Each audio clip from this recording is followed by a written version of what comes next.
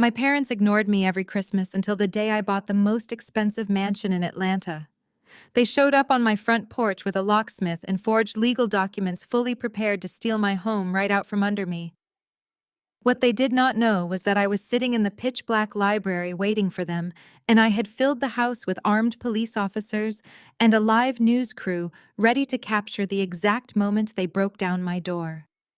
Before I continue this story, let me know where you are watching from in the comments below.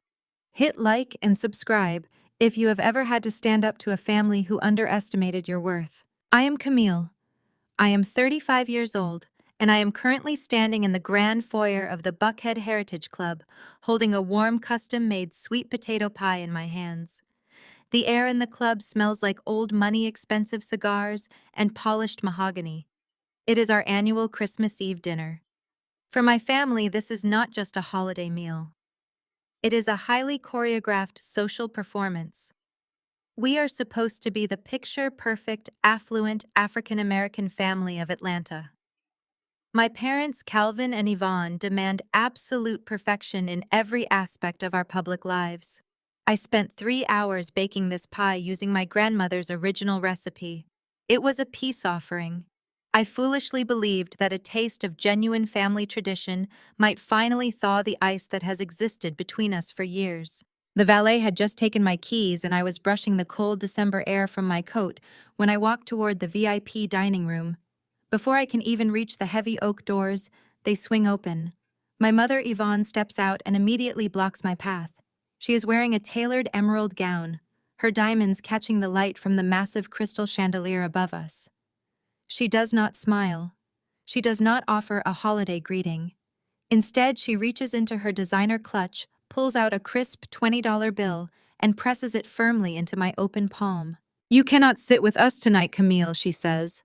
Her voice is perfectly modulated to ensure none of the wealthy patrons passing by can hear the absolute cruelty in her words. Trent's corporate partners are joining us, and the table only seats 10. Be a dear, take this, and get yourself a drink at the lobby bar. I stand there frozen. The warmth of the pie tin seeps through my gloves, contrasting sharply with the coldness of her demand. I am a 35-year-old woman, a highly successful business owner, and my mother is handing me a $20 bill like I am a loitering teenager being paid to go away. "Mom," I say, keeping my voice low and steady to avoid making the scene she so desperately fears. "It is Christmas Eve. We planned this family dinner a month ago. You explicitly asked me to bring this dessert." Yvonne lets out a sharp, impatient sigh. It is the exact sound she makes whenever I fail to meet her impossible standards. Plans change. "Camille," she snaps, smoothing an invisible wrinkle on her immaculate dress. "Trent is closing a massive quarter-end deal for his wealth management firm. These investors expect a certain caliber of company. They expect traditional family values. You being here single, unattached, and still playing around with that little house decorating hobby of yours frankly disrupts the image. We need everything to look perfect." The dismissal cuts deep into my chest. She calls my luxury real estate staging firm a little house decorating hobby. This is the same firm I built from nothing after I walked away from the corporate path they tried to force me down. To my parents, success only looks like a corner office at a Fortune 500 company or a high-profile marriage to someone with a trust fund. Because I chose my own path, because I build my wealth quietly, without seeking their social validation, I am considered the family embarrassment. "I can order another chair," I offer, testing the waters, pushing to see just how deep this rejection actually runs. "The dining room can easily accommodate an extra seat for your own daughter." "Do not make a scene," Yvonne hisses, her eyes flashing with sudden intense anger. "I will not have you embarrassing your sister tonight. Jada has a family image to maintain. Trent's partners do not want to sit next to a woman pushing 40 who dropped out of her MBA program to arrange throw pillows for a living. Go to the bar, Camille. Have a cocktail. We will text you when dessert is served." I look past her shoulder through the narrow opening of the heavy oak doors. Sitting at the head of the pristine dining table is my younger sister, Jada. She is the golden child, the one who did everything right. She married a wealthy white wealth manager, joined all the right charity boards, and gave my parents the perfect social climbing narrative they crave. Jada is swirling a glass of expensive champagne, smirking directly at me through the gap in the doors. Her husband Trent sits beside her. Trent has always been arrogant, always treating my family like stepping stones for his own corporate ambitions. He leans over and whispers something into Jada's ear. She throws her head back in laughter, her perfectly styled hair catching the ambient light of the dining room. Her eyes never leave mine. They are enjoying this. They orchestrated this entire humiliation. Trent engineered this seating arrangement knowing exactly what it would do. He knows my mother will always choose proximity to his wealth and status over her own flesh and blood. The satisfying slide of my solid black Centurion card through the leather folio is the only sound that matters in that sprawling, opulent lobby. The maitre d' bows his head with profound respect, returning the card to my palm with a murmured "Thank you, Miss Camille." I do not stay to watch my mother attempt to scrape her dignity off the Italian marble floor. I do not look back at my sister Jada, whose smug smirk has entirely vanished, replaced by a tight, pinched expression of sheer confusion.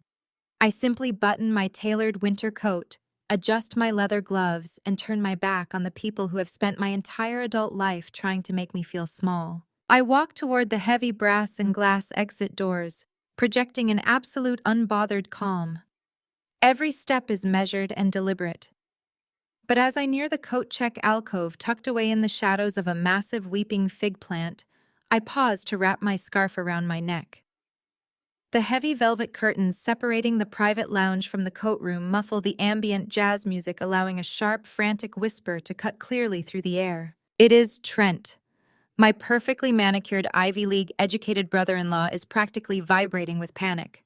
He has my father pinned against the oak wainscoting, and the arrogant golden boy facade he wore just moments ago has completely melted away. I need that capital transfer by the 31st. Warren, Trent hisses, his voice tight with desperation.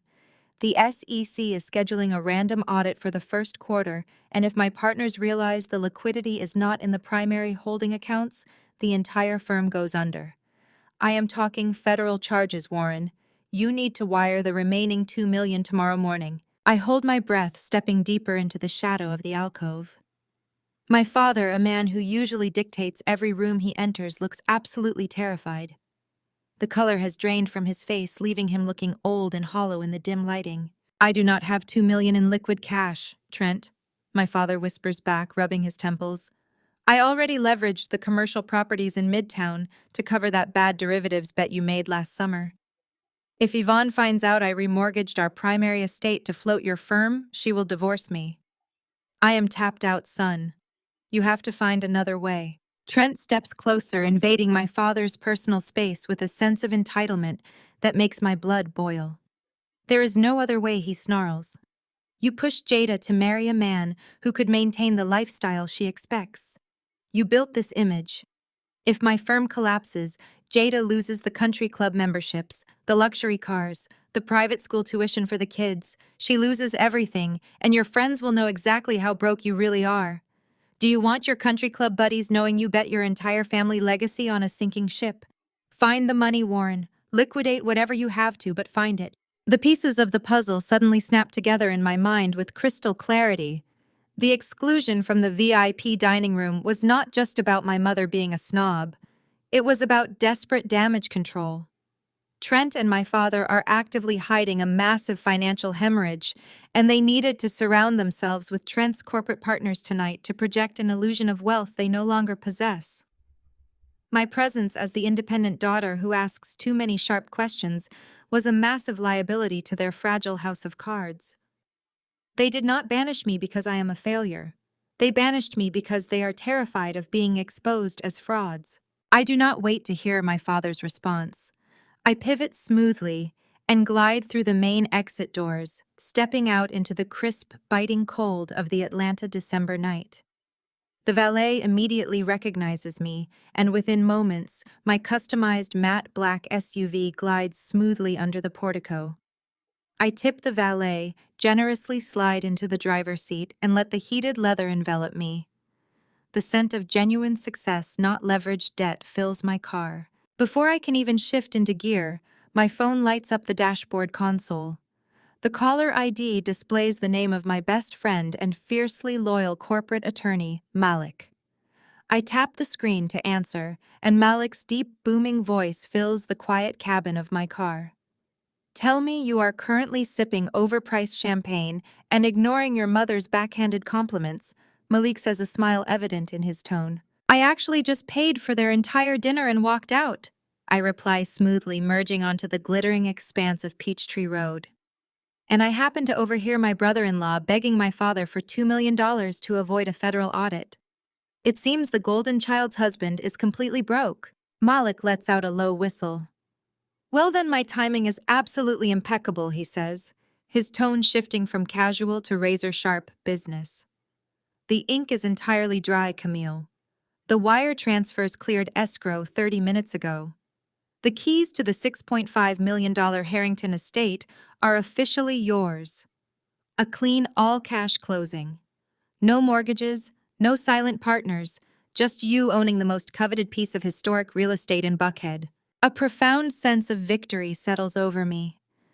The Harrington estate is not just a massive, beautiful property with 12 bedrooms and sprawling, manicured gardens. It is the exact estate my mother has coveted for an entire decade. She has dragged my father to every open house and every charity gala hosted there, dreaming of the day she could claim it as her ultimate social prize, and now her dropout daughter owns it outright. That is brilliant news, Malik, I say, a genuine smile breaking across my face for the first time all evening. It gets better. Malik continues, the satisfaction radiating through the speakers. While I was pulling the final municipal records and securing the title insurance, I ran a standard stress test on the neighboring property lines and local municipal filings just to be thorough. You know how I like to dig. I stumbled across a shadow mortgage extension, filed quietly through a shell company. Trent just filed for emergency forbearance to avoid federal foreclosure on his own primary residence. Your golden boy brother-in-law is literally drowning, and the bank is about to take his house. I grip the steering wheel, staring at the red taillights illuminating the highway ahead of me. The irony is almost too perfect to believe. My family had just humiliated me in public, treating me like a charity case while they are secretly drowning in debt and facing criminal exposure. They have no idea that the daughter they discarded is about to become the most powerful player on the board. Instead of staying, I turn on my heel and head for the exit. But as I pass the coat alcove, I overhear Trent aggressively whispering to my father, Warren. Trent is sweating, begging for a massive short-term loan to cover a liquidity crisis at his wealth management firm. My father looks terrified. I step back into the heavy shadows cast by a massive weeping fig plant, letting the thick velvet curtains of the cloakroom hide me from their view. The ambient jazz music playing from the main dining hall perfectly muffles my footsteps. I need that capital transfer by the 31st, Warren. Trent hisses, his voice tight with a frantic, uncharacteristic desperation. He physically corners my father against the dark mahogany wainscoting. The arrogant, untouchable golden boy facade he wore just moments ago in front of my mother has completely melted away. The SEC is scheduling a random audit for the first quarter. If my partners realize the liquidity is not sitting in the primary holding accounts, the entire firm goes under. I am talking federal charges, Warren.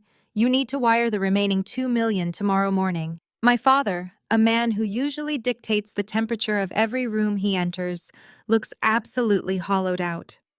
The color has drained from his face, leaving him looking frail and exhausted in the dim lighting of the alcove. I do not have $2 million in liquid cash. Trent, my father whispers back frantically, rubbing his temples as if trying to massage away a severe migraine. I already leveraged the commercial properties in Midtown to cover that catastrophic derivatives bet you made last summer. If Yvonne finds out I remortgaged our primary estate to float your failing firm, she will divorce me. I am tapped out, son. You have to find another way. Trent steps closer, invading my father's personal space with a chilling sense of entitlement. There is no other way. Trent snarls, his face turning an ugly shade of red. You and Yvonne pushed Jada to marry a man who could maintain the ridiculous lifestyle she expects. You built this image. If my firm collapses, Jada loses the country club memberships, the luxury cars, and the private school tuition for the kids. She loses everything, and your friends will know exactly how broke you really are. Do you want your country club buddies knowing you bet your entire family legacy on a sinking ship? Find the money, Warren. Liquidate whatever you have to, but find it. Standing in the shadows, the pieces of the puzzle suddenly snap together in my mind with crystal clarity.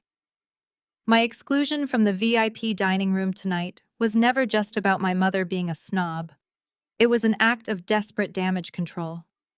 Trent and my father are actively hiding a massive financial hemorrhage. They needed to surround themselves with Trent's corporate partners tonight to project an ironclad illusion of wealth they no longer possess. My presence as the independent daughter who asks too many sharp questions was a massive liability to their fragile house of cards. They did not banish me to the lobby bar because I am a failure. They banished me because they are terrified of being exposed as frauds. My mother's cruelty tonight was born of pure, unadulterated panic. I do not wait to hear my father's response. I have heard enough. I pivot smoothly and glide through the heavy brass and glass main exit doors, stepping out into the crisp, biting cold of the Atlanta December night. The valet immediately recognizes me. Within moments, my customized matte black SUV glides smoothly under the portico. I hand the valet a generous cash tip slide into the driver's seat and let the heated leather envelop me. The scent of genuine success, not leveraged debt, fills my car. As I pull out of the country club driveway and merge onto the glittering expanse of Peachtree Road, I feel an overwhelming sense of calm. For years, I allowed these people to dictate my worth. They mocked my decision to drop out of my MBA program. They called my luxury real estate staging firm a cute little decorating hobby. They paraded Trent around as the savior of the family legacy, while treating me like a disappointing afterthought.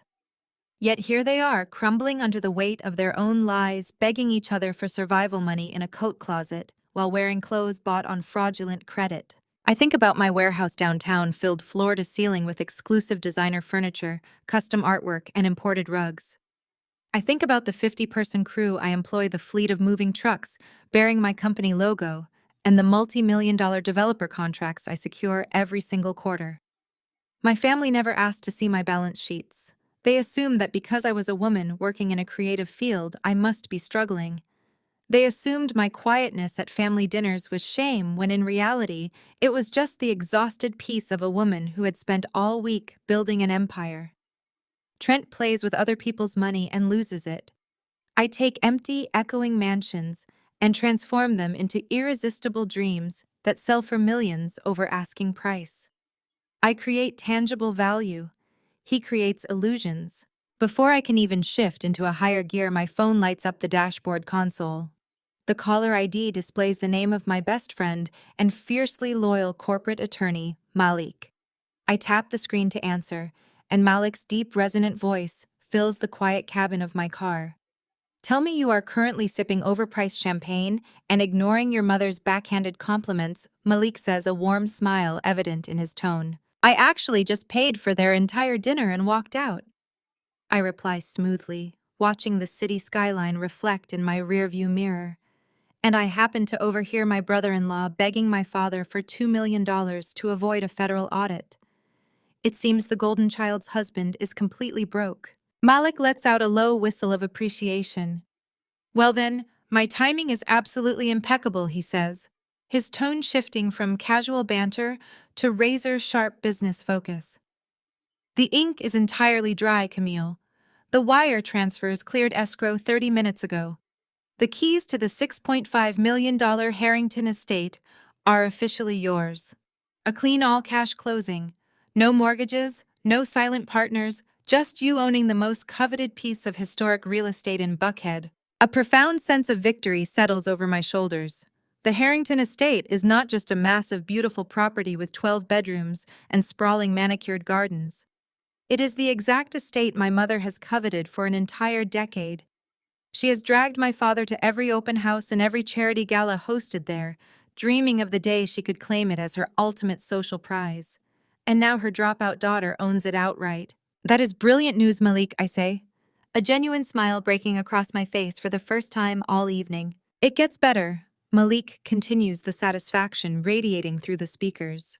While I was pulling the final municipal records and securing the title insurance, I ran a standard stress test on the neighboring property lines and local municipal filings just to be thorough. You know how I like to dig. I stumbled across a shadow mortgage extension filed quietly through a shell company. Trent just filed for emergency forbearance to avoid federal foreclosure on his own primary residence. I gripped the steering wheel, staring at the road ahead. The irony is staggering. The ink is dry, Malik says. The keys to the $6.5 million Harrington estate are officially yours. And guess who just filed for a shadow mortgage extension to avoid federal foreclosure? Your golden boy brother-in-law, Trent. Send them in. I tell my receptionist over the intercom.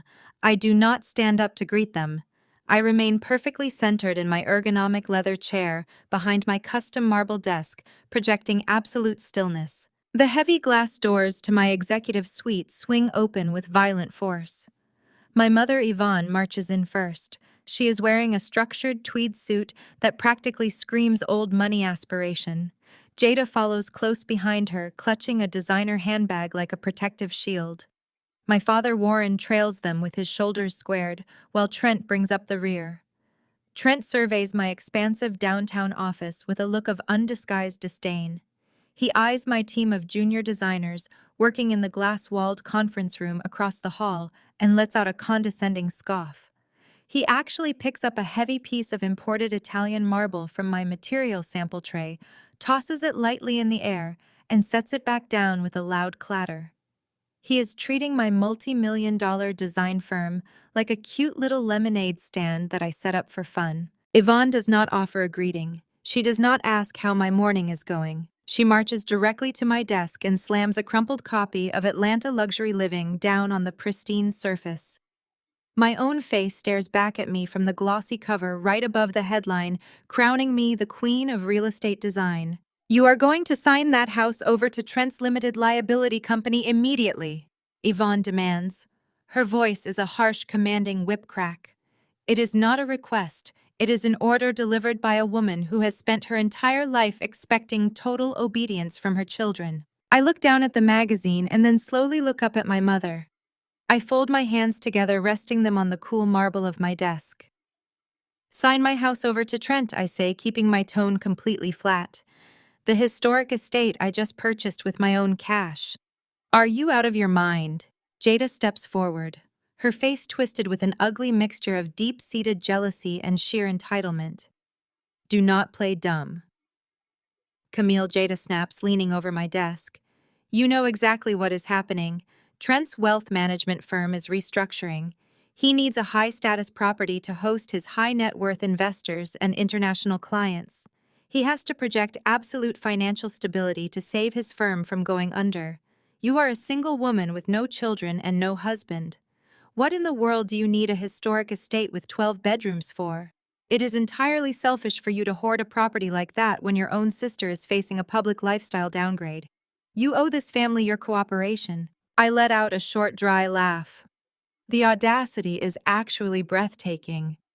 I owe this family my $6.5 million home so your husband can pretend he is not facing a federal audit. Trent mismanaged his clients' portfolios, and now you expect me to hand over the biggest asset I own to bail him out. That is not just selfish, Jada, that is completely delusional. Trent steps up beside his wife, his face flushing an angry shade of red. He points a finger directly at me. You do not understand how real wealth works, Camille. You just arrange furniture and pick out throw pillows. This is high finance. If my firm goes down, the negative press will ruin your parents' social standing in this city. You are going to transfer the deed to my trust to protect the family name. We already have the paperwork drawn up. My father steps forward, placing a heavy hand on the edge of my desk.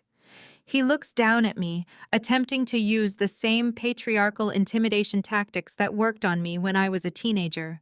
We are protecting the family legacy, Camille, he says, his voice dropping an octave to sound more authoritative. You need to remember where you came from. We seeded your little decor hobby. I lent you $5,000 10 years ago when you made the highly embarrassing choice to drop out of your corporate master program. You had nothing. This family built you. It is time for you to pay your dues and step up for your sister. The room falls dead silent. They are all staring at me, fully expecting me to cave under the combined weight of their guilt trips and intimidation. They expect the old Camille, the daughter who desperately wanted their approval, the sister who always folded to keep the peace. I do not break eye contact with my father. I slowly open the top drawer of my desk and pull out my leather-bound business checkbook. I uncap my solid gold fountain pen. The only sound in the room is the scratch of the metal nib against the thick paper. I fill out the date. I write out my father's full legal name. In the amount box, I write the number 50 followed by 3 zeros. I sign my name, tear the check from the ledger, and slide it across the smooth marble desk until it stops right in front of my father's hands. With interest, Dad, I say, my voice ringing with absolute finality. I paid off that $5,000 loan 8 years ago, but clearly you need the reminder that I do not owe you a single dime. Take the $50,000. Consider it a parting gift. Now get out of my firm before I have security forcefully escort all of you to the street. Warren stares at the check, his mouth slightly open, completely disarmed by the realization that his financial leverage over me is a total illusion. Yvonne looks like she might actually faint from the sheer shock of being spoken to with such blatant disrespect. But Trent does not back down. Instead, a nasty, calculating smirk spreads across his face. He leans down, placing both hands flat on my desk, bringing his face uncomfortably close to mine. You are acting very tough for a woman who does not even control her own foundational assets. Trent sneers, his voice dropping into a menacing whisper. You think you are completely independent, Camille? You think you are untouchable just because you have some cash flow. But you forgot something very important when you started building this little staging empire of yours. I have seen the structural paperwork for your primary business accounts. I know all about that old joint trust account from your college days, the one your father opened for you, the one Warren never legally removed his name from. A cold spike of adrenaline hits my chest, but I do not let it show on my face. Trent is bluffing, or at least twisting a technicality. My father was a co-signer on my original student checking account over 15 years ago, but that account has been dormant since I started my LLC. Still, the fact that Trent has been actively digging through my private financial history proves exactly how desperate and dangerous he has become. You have absolutely no idea what you are talking about, Trent, I say, leaning forward to match his aggressive posture. My business accounts are ironclad, and my real estate holdings are protected by layers of corporate law that a failing wealth manager like you could never penetrate. You have exactly 10 seconds to exit this building before I press the panic button under this desk. I reach my hand under the marble surface. It is a bluff. I do not have a panic button. But the sudden movement is enough to make Trent step back, holding his hands up in mock surrender. Fine, Trent, says, his smirk returning. Keep playing hardball, Camille. We will see who owns that mansion by the end of the month. He grabs Jada by the arm and pulls her toward the door. Yvonne glares at me, her eyes filled with a cold, venomous promise of retaliation. You are making a massive mistake choosing your ego over your own blood, Yvonne says bitterly. Warren silently pockets the $50,000 check, completely devoid of shame, and follows his wife out the door. The heavy glass doors swing shut behind them, leaving my office in total silence. I let out a long, slow breath, feeling the residual adrenaline shaking through my hands. I immediately turn to my dual monitors and pull up the live feed from my office security cameras. I watch the 4 of them march down the main hallway toward the elevators. But as they pass the reception area, Trent suddenly stops. He tells Jada to hold the elevator while he pretends to tie his shoe. I watch in high definition as Trent smoothly steps up to my assistant's unattended desk. A courier delivery envelope is sitting on the edge of the counter containing the physical copies of my new property deeds and municipal tax filings. Trent swiftly pulls out his smartphone, snaps 3 clear photographs of the exposed documents, and slides the phone back into his tailored jacket. He casually jogs to the elevator and disappears behind the closing steel doors. I do not panic. I simply pick up my phone and dial Malik. The war has officially started, and my golden boy brother-in-law has just handed me the exact weapon I need to destroy him. Malik answers on the second ring. I keep my eyes glued to the security feed on my monitor, watching Trent practically skip into the elevator with his stolen intelligence. He took the bait, I say, keeping my voice perfectly level. Trent just photographed the dummy file on my assistant's desk. He has the routing numbers for the old college trust account and the decoy tax filings we drafted. Malik lets out a sharp, booming laugh that echoes through the speakers of my car. I can practically hear him shaking his head in disbelief. You have got to be kidding me, Camille. I set that trap thinking it was a long shot. I honestly did not believe a licensed wealth manager would be stupid enough to commit blatant corporate espionage on camera. Desperation makes people incredibly stupid. Malik, I reply, shifting my car into gear and pulling out of the parking garage. Trent is backed into a corner. His SEC audit is looming, and he needs $2 million by tomorrow morning to avoid federal prison. He thinks that old trust account is my primary operating fund because Warren's name is technically still attached to it as a legacy cosigner. Trent is going to try to drain it to save his firm. The beauty of this trap is breathtakingly simple. The documents Trent photographed were carefully planted. The account he thinks holds my liquid capital is actually a heavily monitored honeypot account Malik and I set up specifically to track unauthorized access attempts. My actual business assets, the millions I use to fund my staging empire and purchase properties like the Harrington estate, are locked inside an ironclad holding company that Trent cannot even see, let alone touch. If Trent initiates a wire transfer using Warren's credentials, he is not just stealing from me, Malik says, his tone turning deadly serious. He is committing wire fraud, identity theft, and banking fraud across state lines. The moment he hits submit on that transfer, the system will automatically freeze his firm's accounts and alert the federal authorities. He is digging his own grave. Let him dig, I say, smoothly, turning onto the glowing expanse of the downtown connector. I want him to think he has won.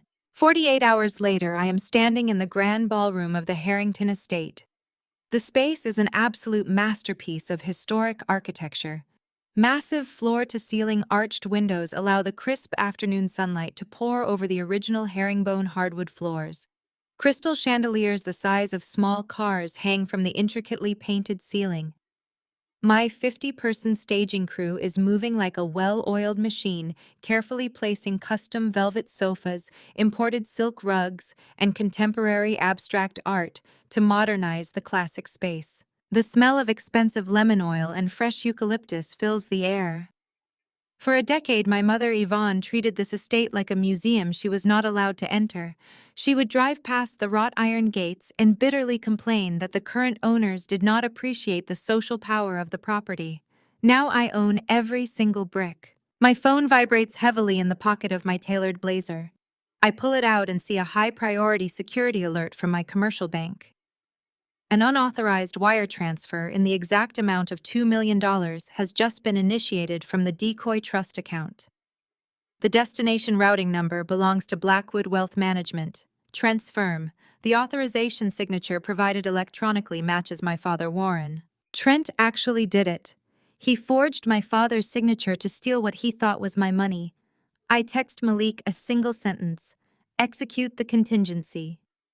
Less than an hour later, the heavy mahogany double doors of the Harrington estate burst open with a loud, echoing crack. I do not have to turn around to know exactly who has arrived. The sharp, aggressive clicking of Yvonne's designer heels against the marble foyer announces her presence before she even speaks. "Stop what you are doing immediately!" Yvonne commands, her voice echoing through the massive ballroom. She points a manicured finger at my lead foreman. "Put that sofa down. We are going with a French provincial theme for the upcoming gala, not this sterile modern nonsense." I slowly turn around, crossing my arms over my chest. Yvonne is strutting into my home, flanked by Jada, Warren, and Trent. Jada is holding a leather-bound clipboard and a ring of expensive fabric swatches, looking around the room with a terrifyingly greedy gleam in her eyes. Warren looks physically ill, his face pale and covered in a thin sheen of sweat. But Trent looks like a conquering emperor. He adjusts the cuffs of his expensive suit and smiles at me with absolute, unadulterated arrogance. "You have an incredible amount of nerve walking past my private security gate," I say, projecting my voice so it carries clearly across the ballroom. My crew stops moving, completely silent, watching the wealthy intruders with open hostility. "It is not your security gate anymore," Camille Trent says, stepping forward to take control of the room. He pulls a thick manila folder from his jacket and slaps it against the palm of his hand.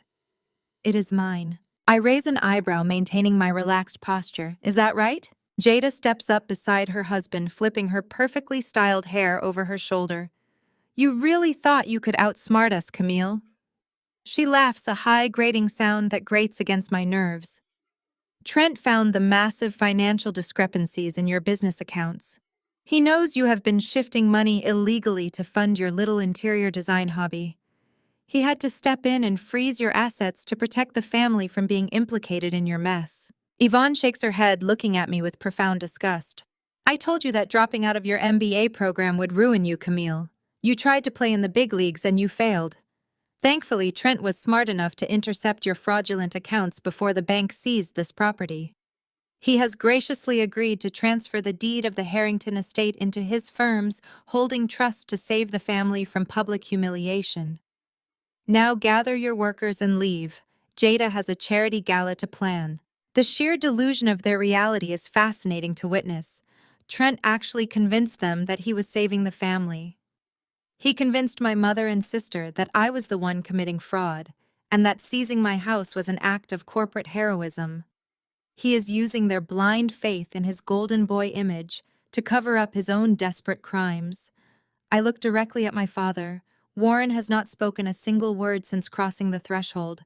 He is staring at the floor, refusing to meet my eyes. "Dad," I say, my voice cutting through the smug silence of the room, "did you authorize a $2 million wire transfer from the dormant college trust account this morning?" Warren finally looks up, his eyes wide with confusion.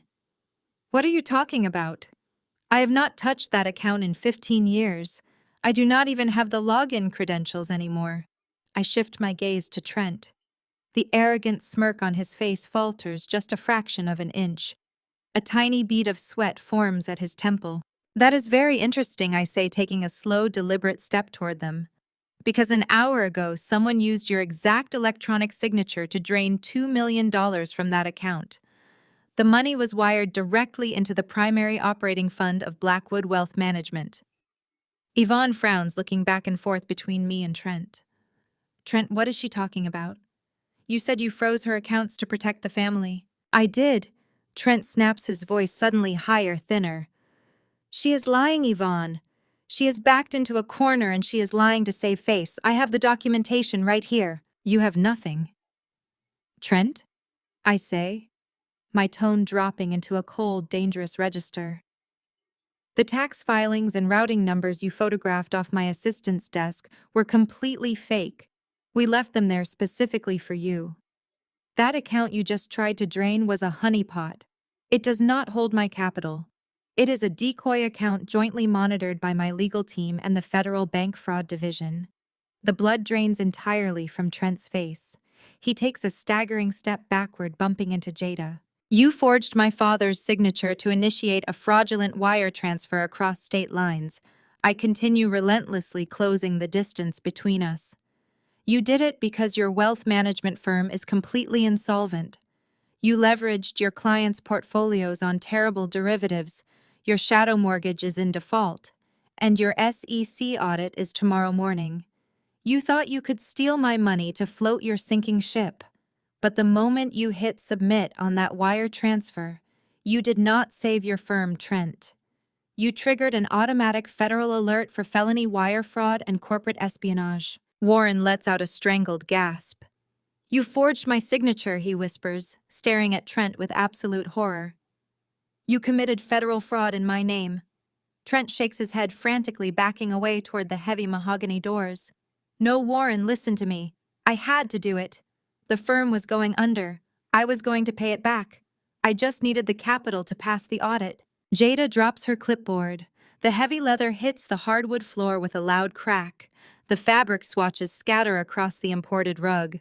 She looks at her husband as if she is seeing a stranger. "You are broke," she breathes, her voice trembling. "You told me the firm was having a record quarter. You told me this house was ours." "He lied to you, Jada," I say, feeling a cold sense of satisfaction wash over me. "He has been lying to all of you.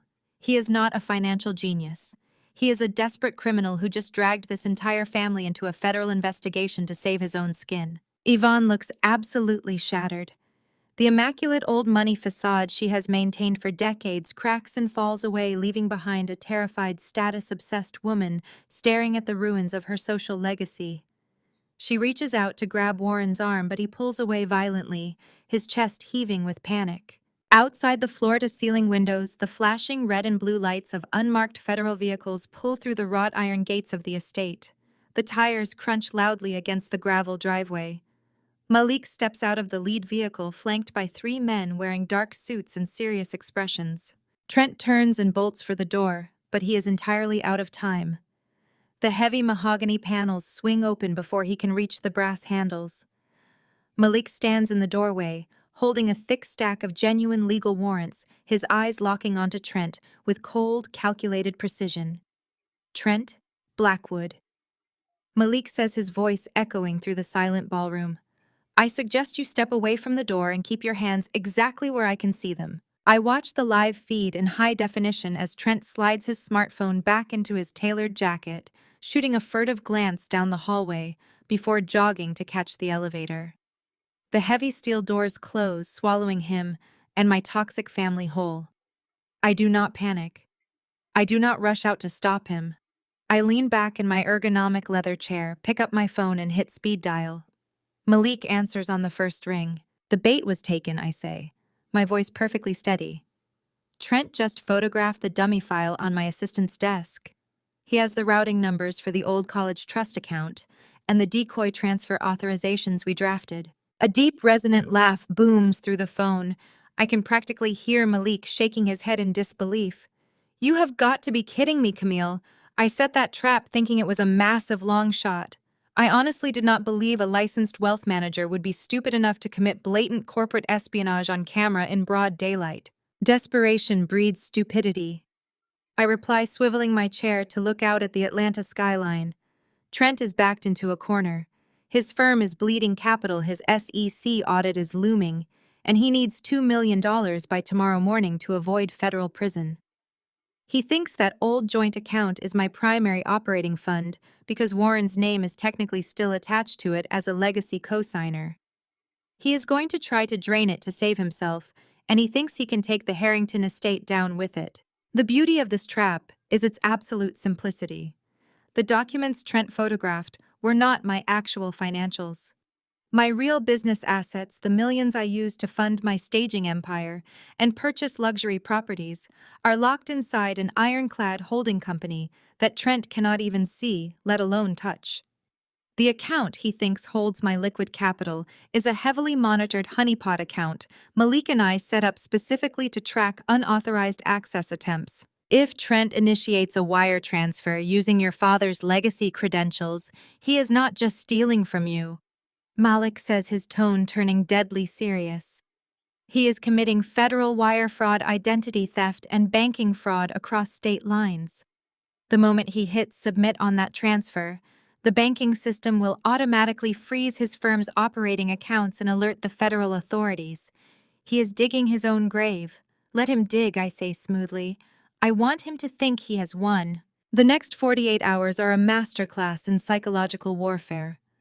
My mother, completely emboldened by whatever lies Trent has fed her, decides to go on the offensive. My phone buzzes relentlessly with passive-aggressive text messages from Yvonne, each one dripping with a sickeningly sweet tone of manufactured pity. "We are so sorry it had to come to this," Camille, one text reads. "Trent successfully secured the Harrington estate under the family trust this morning. We are protecting your assets from your own mismanagement. Please have your staging items cleared out of the property by Friday. Jada is hosting a victory brunch there on Sunday." I read the text while standing in the grand ballroom of the Harrington estate itself. The space is a masterpiece of historic architecture. Massive floor-to-ceiling arched windows allow the crisp afternoon sunlight to pour over the original herringbone hardwood floors. Crystal chandeliers the size of small cars hang from the intricately painted ceiling. My 50-person staging crew is moving like a well-oiled machine around me, carefully placing custom velvet sofas, imported silk rugs, and contemporary abstract art to modernize the classic space. I do not reply to Yvonne. I simply let her stew in her own delusion. For a decade, my mother treated this estate like a museum she was not allowed to enter. She would drive past the wrought iron gates and bitterly complain that the current owners did not appreciate the social power of the property. Now I own every single brick, and she actually believes Trent has stolen it out from under me. My phone vibrates heavily in the pocket of my blazer. It is a high-priority security alert from my commercial bank. An unauthorized wire transfer in the exact amount of $2.5 million has just been initiated from the Decoy Trust account. The destination routing number belongs to Blackwood Wealth Management, Trent's firm. The authorization signature provided electronically matches my father Warren. Trent actually did it. He forged my father's signature to steal what he thought was my money. I text Malik a single sentence: execute the contingency. Less than an hour later, the heavy mahogany double doors of the Harrington estate burst open with a loud, echoing crack.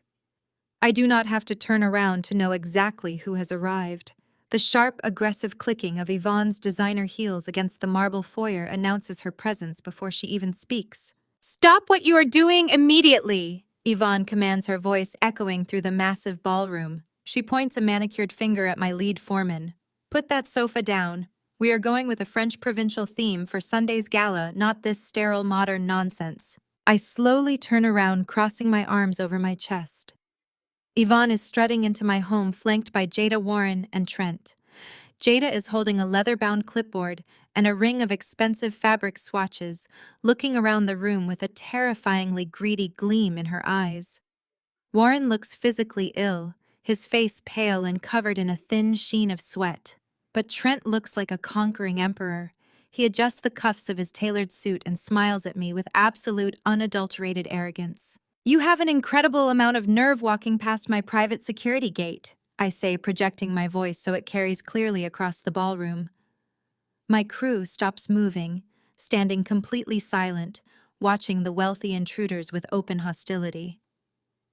"It is not your security gate anymore," Camille Trent says, stepping forward to take control of the room. He pulls a thick manila folder from his jacket and slaps it against the palm of his hand. "It is mine." I raise an eyebrow, maintaining my relaxed posture. "Is that right?" Jada steps up beside her husband, flipping her perfectly styled hair over her shoulder. "You really thought you could outsmart us, Camille." She laughs, a high grating sound that echoes off the crystal chandeliers. "Trent found the massive financial discrepancies in your business accounts. He knows you have been shifting money illegally to fund your little interior design hobby. He had to step in and freeze your assets to protect the family from being implicated in your mess." Yvonne shakes her head, looking at me with profound disgust. "I told you that dropping out of your MBA program would ruin you. You tried to play in the big leagues and you failed. Thankfully, Trent was smart enough to intercept your fraudulent accounts before the bank seized this property. He has graciously agreed to transfer the deed of the Harrington estate into his firm's holding trust to save the family from public humiliation. Now gather your workers and leave." The sheer delusion of their reality is fascinating to witness. Trent actually convinced them that he was saving the family. He convinced my mother and sister that I was the one committing fraud, and that seizing my house was an act of corporate heroism. He is using their blind faith in his golden boy image to cover up his own desperate crimes. I look directly at my father. Warren has not spoken a single word since crossing the threshold. He is staring at the floor, refusing to meet my eyes. "Dad," I say, my voice cutting through the smug silence of the room like a blade, "did you authorize a $2.5 million wire transfer from the dormant college trust account this morning?" Warren finally looks up, his eyes wide with confusion. "What are you talking about? I have not touched that account in 15 years. I do not even have the login credentials anymore." I shift my gaze to Trent. The arrogant smirk on his face falters just a fraction of an inch. A tiny bead of sweat forms at his temple. That is very interesting, I say, taking a slow, deliberate step toward them. Because an hour ago, someone used your exact electronic signature to drain $2.5 million from that account. The money was wired directly into the primary operating fund of Blackwood Wealth Management. Yvonne frowns, looking back and forth between me and Trent. Trent, what is she talking about? You said you froze her accounts to protect the family. I did. Trent snaps, his voice suddenly higher, thinner. She is lying, Yvonne. She is backed into a corner and she is lying to save face. I have the documentation right here. You have nothing. Trent, I say, my tone dropping into a cold, dangerous register. The tax filings and routing numbers you photographed off my assistant's desk were completely fake. We left them there specifically for you. That account you just tried to drain was a honeypot. It does not hold my capital. It is a decoy account jointly monitored by my legal team and the Federal Bank Fraud Division. The sharp vibration of my phone against the mahogany nightstand pulls me out of a deep sleep. I glance at the glowing digital clock. It is exactly 6 in the morning. The caller ID flashes the name Marcus, my lead contractor, and the only man I trust to handle historic renovations. Marcus is a seasoned veteran of the Atlanta real estate game. He is a massive man with a graying beard who rarely gets rattled by anything. But when I answer the phone, his deep voice is tight with genuine anger. Camille, there is a white guy here named Trent, claiming he is the new legal property manager, Marcus says over the sound of heavy machinery idling in the background. He is wearing a tailored suit, standing in the middle of the foyer, getting mud all over his expensive leather loafers, and waving a stack of poorly printed legal documents at my face. He just ordered my entire renovation crew off the site. He is threatening to call the police and have us all arrested for trespassing if we do not clear out in 10 minutes. I sit up in bed, pushing the heavy silk duvet aside. The cold morning air hits my skin, but my mind is instantly sharp and fully awake. Trent actually took the bait. He took the fake property deed information he photographed off my assistant's desk, and he is trying to forcefully occupy the Harrington estate. Marcus lets out a rough, frustrated sigh. I have 50 guys out here, Camille. We have scaffolding up in the grand ballroom and imported Italian marble waiting to be installed in the master suite. I can have my drywall crew physically pick this guy up and toss him into the decorative fountain by the front gate if you want. Just give me the word. I smile, picturing my arrogant brother-in-law being thrown into freezing water by a group of burly contractors. It is a tempting thought, but it completely ruins the strategy. Stand down, Marcus, I say, keeping my voice perfectly calm and steady. Do not touch him. Do not argue with him. I want you to tell your crew to pack up their tools and load the trucks. You are leaving the estate. There is a heavy silence on the other end of the line. Camille, you own this property? Marcus says, his confusion evident. I saw the wire transfer myself. Why are we letting this guy kick us out of your own house? Because he is handing us the rope he is going to hang himself with, I explain, walking toward my walk-in closet to pull out a tailored power suit. Trent is desperate. He needs to believe he has the upper hand. If you fight him, he will panic and scatter. If you pack up and leave, he will feel like a conquering king. He will get comfortable. I am paying you triple your day rate today, Marcus. Take the entire crew out to a massive breakfast at the diner down the street. Put it on the company card and keep your phones on.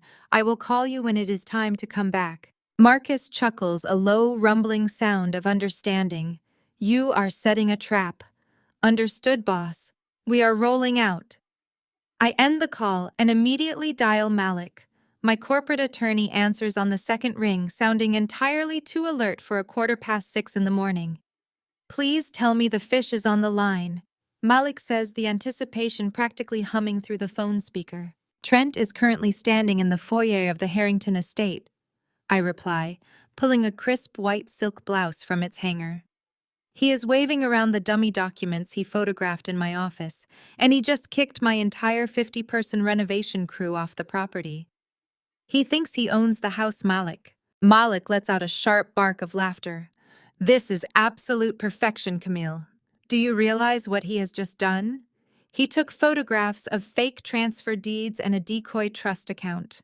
He actually took those fraudulent documents to a municipal clerk and filed an emergency occupation order. By forcing your crew off the property, he has officially crossed the line from attempted fraud to actively committing a federal felony. He is trespassing on private property under the guise of corporate ownership. How long do we let him play house, I ask, slipping into my clothes and walking toward the master bathroom mirror. We let him set the stage, Malik says, his voice dropping into a serious, calculating register. Trent is facing an SEC audit. He is completely out of liquid capital. He seized the Harrington estate because he is desperate to project wealth to his investors. He is going to try to host his corporate partners there. We let him invite every single important person in his life to that property. We let him fill the room with the exact people he is trying to impress. And then, we drop the hammer. My phone buzzes against the bathroom vanity. A notification pops up on the screen. It is the family group chat. This chat has been a barren wasteland of silence toward me since Christmas Eve, when they banished me to the lobby. Now it is suddenly flooded with frantic, demanding messages. I put Malik on speakerphone and open the chat. Yvonne is the first to message. Trent has officially secured the Harrington property for the family trust. Thank you for finally realizing that you are out of your depth, Camille. It is good to see you cooperating and acting like a team player for once. We will be hosting the Blackwood Wealth Management Primary Investor Mixer there on Saturday night. Please ensure your workers leave the premises clean. Send a professional cleaning crew by tomorrow morning. Jada chimes in exactly 1 minute later. I knew you would eventually see reason and drop the independent boss woman act, Camille. Trent is literally saving this family right now. Do not bother showing up on Saturday, by the way. The guest list is strictly A-list investors and corporate partners. We cannot have you embarrassing Trent by talking about your little interior design hobby. I read the messages out loud to Malik. The sheer entitlement makes my stomach turn. This is exactly what they have always done. They constantly overwrite my boundaries to suit their own narrative. It is the exact same thing Jada did in high school when she stole the theme for my valedictorian speech and used it for her own student council presentation. My mother had patted my arm and told me Jada's delivery was simply better suited for the material. They take what I build, claim it as their own, and demand my gratitude for the privilege of being robbed. They actually believe I surrendered the house, I say, shaking my head. They think I backed down because Trent flashed some fake paperwork. They believe it because they have spent your entire life underestimating you. Malik replies, his voice fiercely protective. They still see you as the dropout. They cannot fathom that you are 10 steps ahead of them. What are you going to reply? I look at the group chat. I do not defend myself. I do not argue. I do not threaten them. I type a single concise sentence and hit send. Enjoy the house. Enjoy. I lock my phone and toss it into my leather tote bag. The bait is officially set, and they have swallowed it whole. Trent is going to throw the most extravagant party of his life in a $6.5 million mansion he does not own, using stolen money he does not have. He is going to stand in front of his wealthy investors, my mother and my sister, and pretend he is the king of Atlanta. Call the local precinct, Malik, I say, grabbing my car keys from the kitchen island, and get your contact at the SEC on the line. Let them know Trent Blackwood will be hosting all of his primary investors at the Harrington estate this Saturday night. I think the federal authorities would love an invitation to the party. Consider it done, Camille, Malik says, a dark satisfaction in his voice. See you at the office. I walk out of my house and step into the cool morning air. The sun is just starting to rise, painting the sky in brilliant shades of gold and pink. I slide into my SUV and start the engine. My family wanted to play a high-stakes game of corporate theft and social manipulation. They wanted to steal my crown. They are about to find out exactly why I am the one who rules this city. I park my matte black SUV on the pristine cobblestone driveway of my parents' Buckhead estate. The Sunday post-church brunch is a sacred weekly ritual for Yvonne and Warren. It is an institution in our family carefully curated not for bonding, but to display their wealth and status to whoever happens to drop by. I do not knock. I use my old key, the heavy brass turning smoothly in the lock, and push open the massive front doors. The scent of imported white truffles, roasted asparagus, and expensive champagne fills the grand hallway. The house is immaculate, every surface polished to a mirror shine. From the formal dining room, I hear the clinking of heavy crystal glasses and the sharp, triumphant sound of Jada's laughter. They are celebrating. They are feasting on Sunday brunch while actively plotting my financial ruin. I step into the dining room, my presence instantly lowering the temperature of the room. The long mahogany table is laden with a catered spread. Yvonne sits at the far end, wearing a pastel-tailored suit that probably cost more than my first car. Warren is at the opposite end, looking slightly pale, but gripping his coffee cup to maintain his patriarchal posture. In the center, Jada is holding court, glowing with an unearned sense of victory. I am thinking we tear out the entire rose garden and install a modern infinity pool, Jada says, swirling a mimosa in her Waterford crystal flute, completely oblivious to my arrival. Trent says the Harrington estate needs to reflect a younger, more dynamic wealth profile to impress his international investors. We are completely gutting Camille's awful modern aesthetic. She ruined the historic charm anyway with her cheap staging furniture. Trent sits beside her, slicing into a piece of quiche with infuriating calmness. He thinks he has won. He thinks his fake paperwork and his little stunt with my contractor this morning have actually secured him a $6.5 million asset. He is playing the role of the benevolent provider, soaking up his wife's adoration. "You are not tearing out the rose garden," I say, my voice ringing clear and razor-sharp across the dining room. Four heads snap in my direction. The silence that crashes over the room is absolute. The crystal flute in Jada's hand freezes midair, the orange liquid sloshing dangerously close to the rim. Yvonne drops her heavy silver fork, the clatter echoing loudly against the fine china.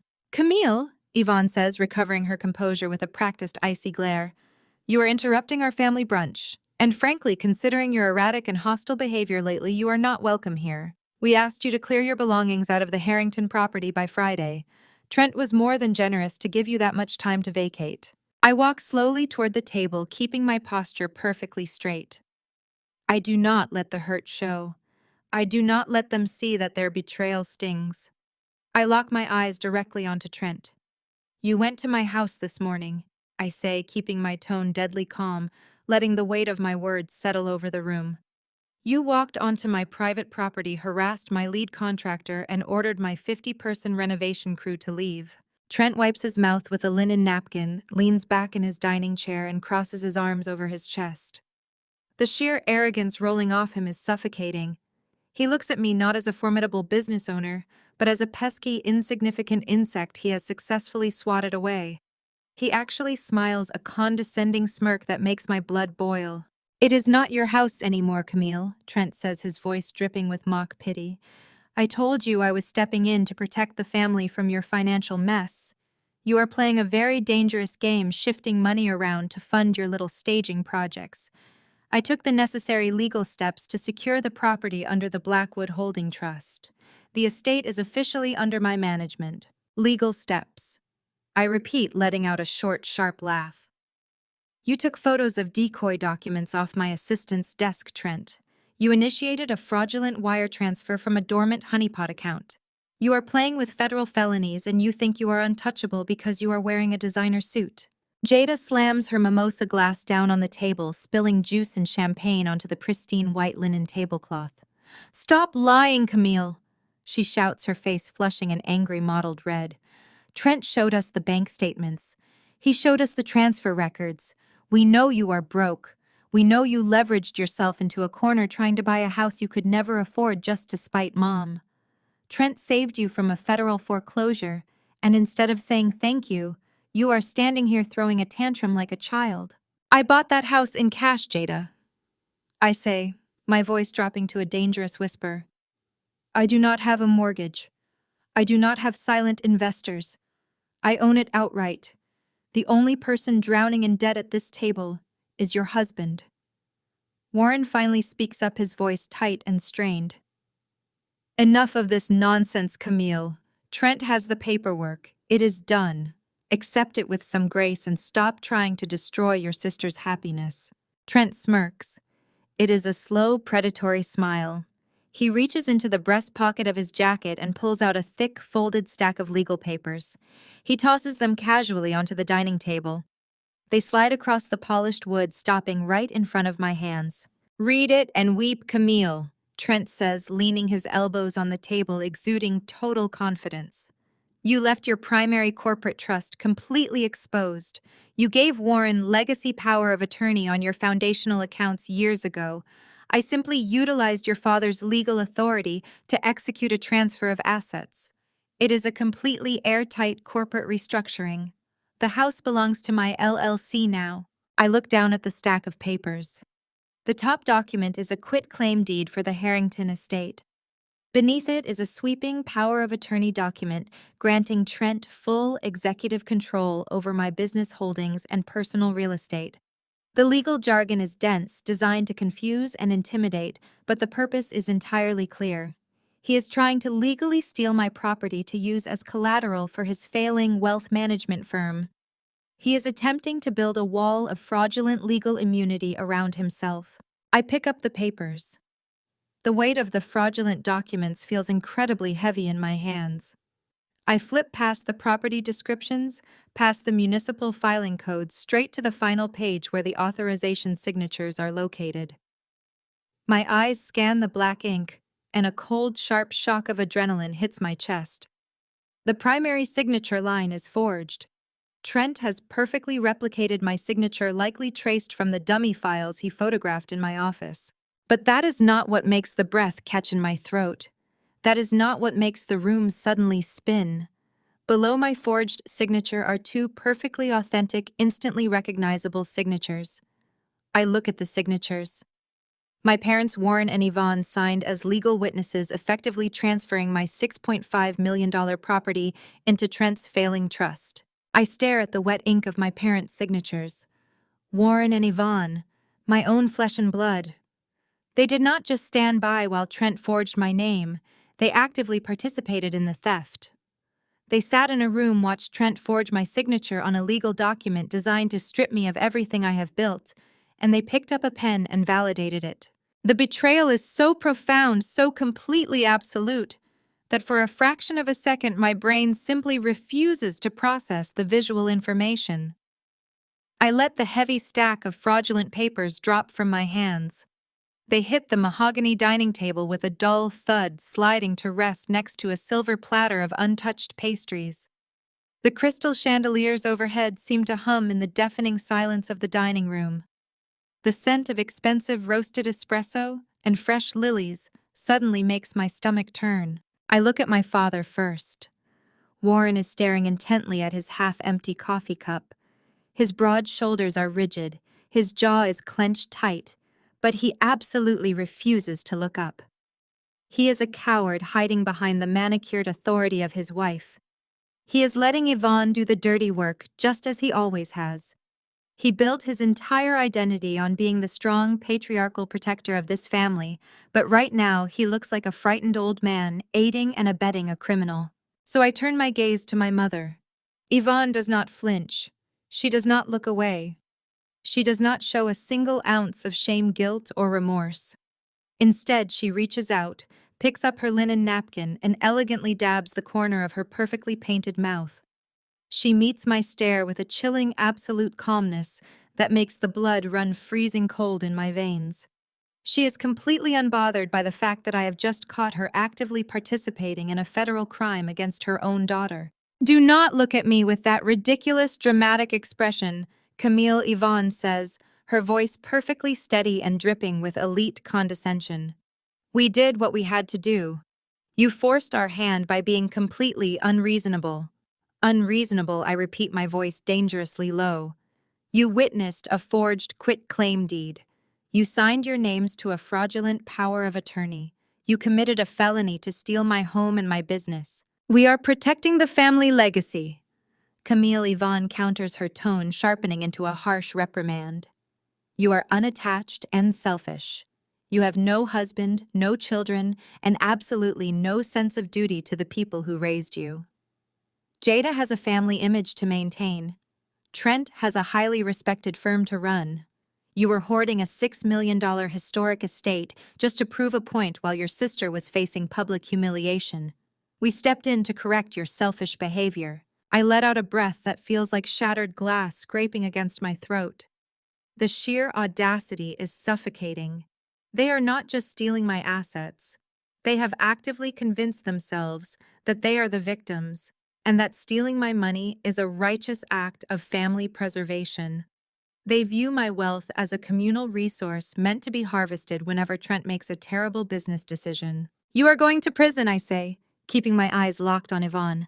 Trent is going down for wire fraud, and the two of you are going down as his accomplices. I am calling my legal team, and then I am calling the police.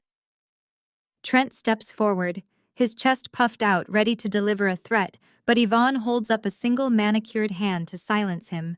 She is the matriarch. She is the ultimate orchestrator of this nightmare, and she has clearly prepared for my resistance. Try to fight us on this, Camille Yvonne says, dropping her voice into a lethal surgical whisper. Try to take this to court and we will destroy you. I stand perfectly still. What did you just say? We will drag your old college depression diagnosis through the courts. Yvonne threatens, her eyes narrowing into cold, calculating slits. We will subpoena every medical record, every psychiatric evaluation, and every therapy bill we paid for when you had your little mental breakdown and dropped out of your MBA program. We will paint a picture of a deeply unstable, erratic woman who is completely detached from reality. We will prove to a judge that you are mentally unfit to manage your own assets, and we will have Trent appointed as your permanent legal conservator. The room spins. The air is violently sucked out of my lungs. The bright Sunday sunlight pouring through the large bay windows suddenly feels harsh and blinding. My college breakdown. The darkest, most terrifying period of my entire life. It was a severe clinical depression brought on by their relentless, suffocating pressure to be the perfect corporate daughter, to be exactly like Jada. I had fought tooth and nail to claw my way out of that darkness. I had spent years in therapy rebuilding my shattered self-esteem, discovering my passion for design, and building my staging empire from the ground up to become the powerhouse I am today. And now my own mother is threatening to weaponize my trauma. She is threatening to use my past pain, the very pain she helped cause, as a legal weapon to strip away my autonomy and hand my life over to the man who is actively robbing me. She is willing to brand her own daughter as mentally incompetent in a public court of law just to secure a piece of real estate for her favorite child. Jada chimes in, taking a casual sip of her mimosa. Just let it go, Camille. Trent is a licensed professional. He knows how to handle large-scale assets. You should really be thanking us for taking this massive financial burden off your shoulders. You are clearly not well. You can move into one of Trent's smaller rental condos downtown. We will even let you decorate it with your little staging props. I look at Jada sitting there in her designer dress, acting as if she is offering me a profound act of charity by stealing my life's work. I look at Warren, who is still staring at the floor, silently endorsing the emotional execution of his youngest daughter. I look at Trent, who is smirking with the arrogant satisfaction of a man who believes he has completely checkmated his opponent. He leans back against the mahogany credenza, looking incredibly pleased with the monster he has unleashed. And finally, I look at Yvonne, the woman who gave birth to me. The woman who is standing in her pristine dining room sipping expensive champagne, calmly threatening to destroy my mind, my reputation, and my freedom. The shock fades instantly, replaced by a blinding, white-hot clarity. The last remaining thread of familial obligation inside my chest snaps cleanly in two. There is no coming back from this. There is no reconciliation, no future holiday dinners, no polite family boundaries. This is a declaration of total war.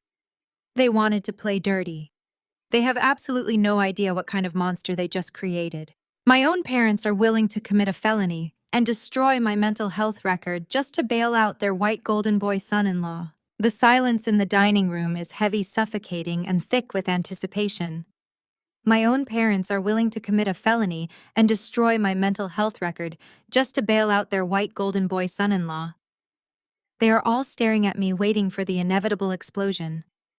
They have backed me into what they believe is an inescapable corner. Yvonne sits with her chin raised, her eyes flat and unyielding, completely convinced that she has delivered the killing blow. She expects me to shatter.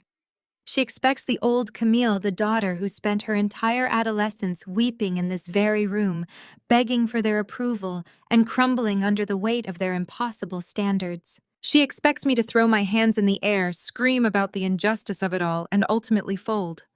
She thinks the threat of public humiliation regarding my mental health will break me.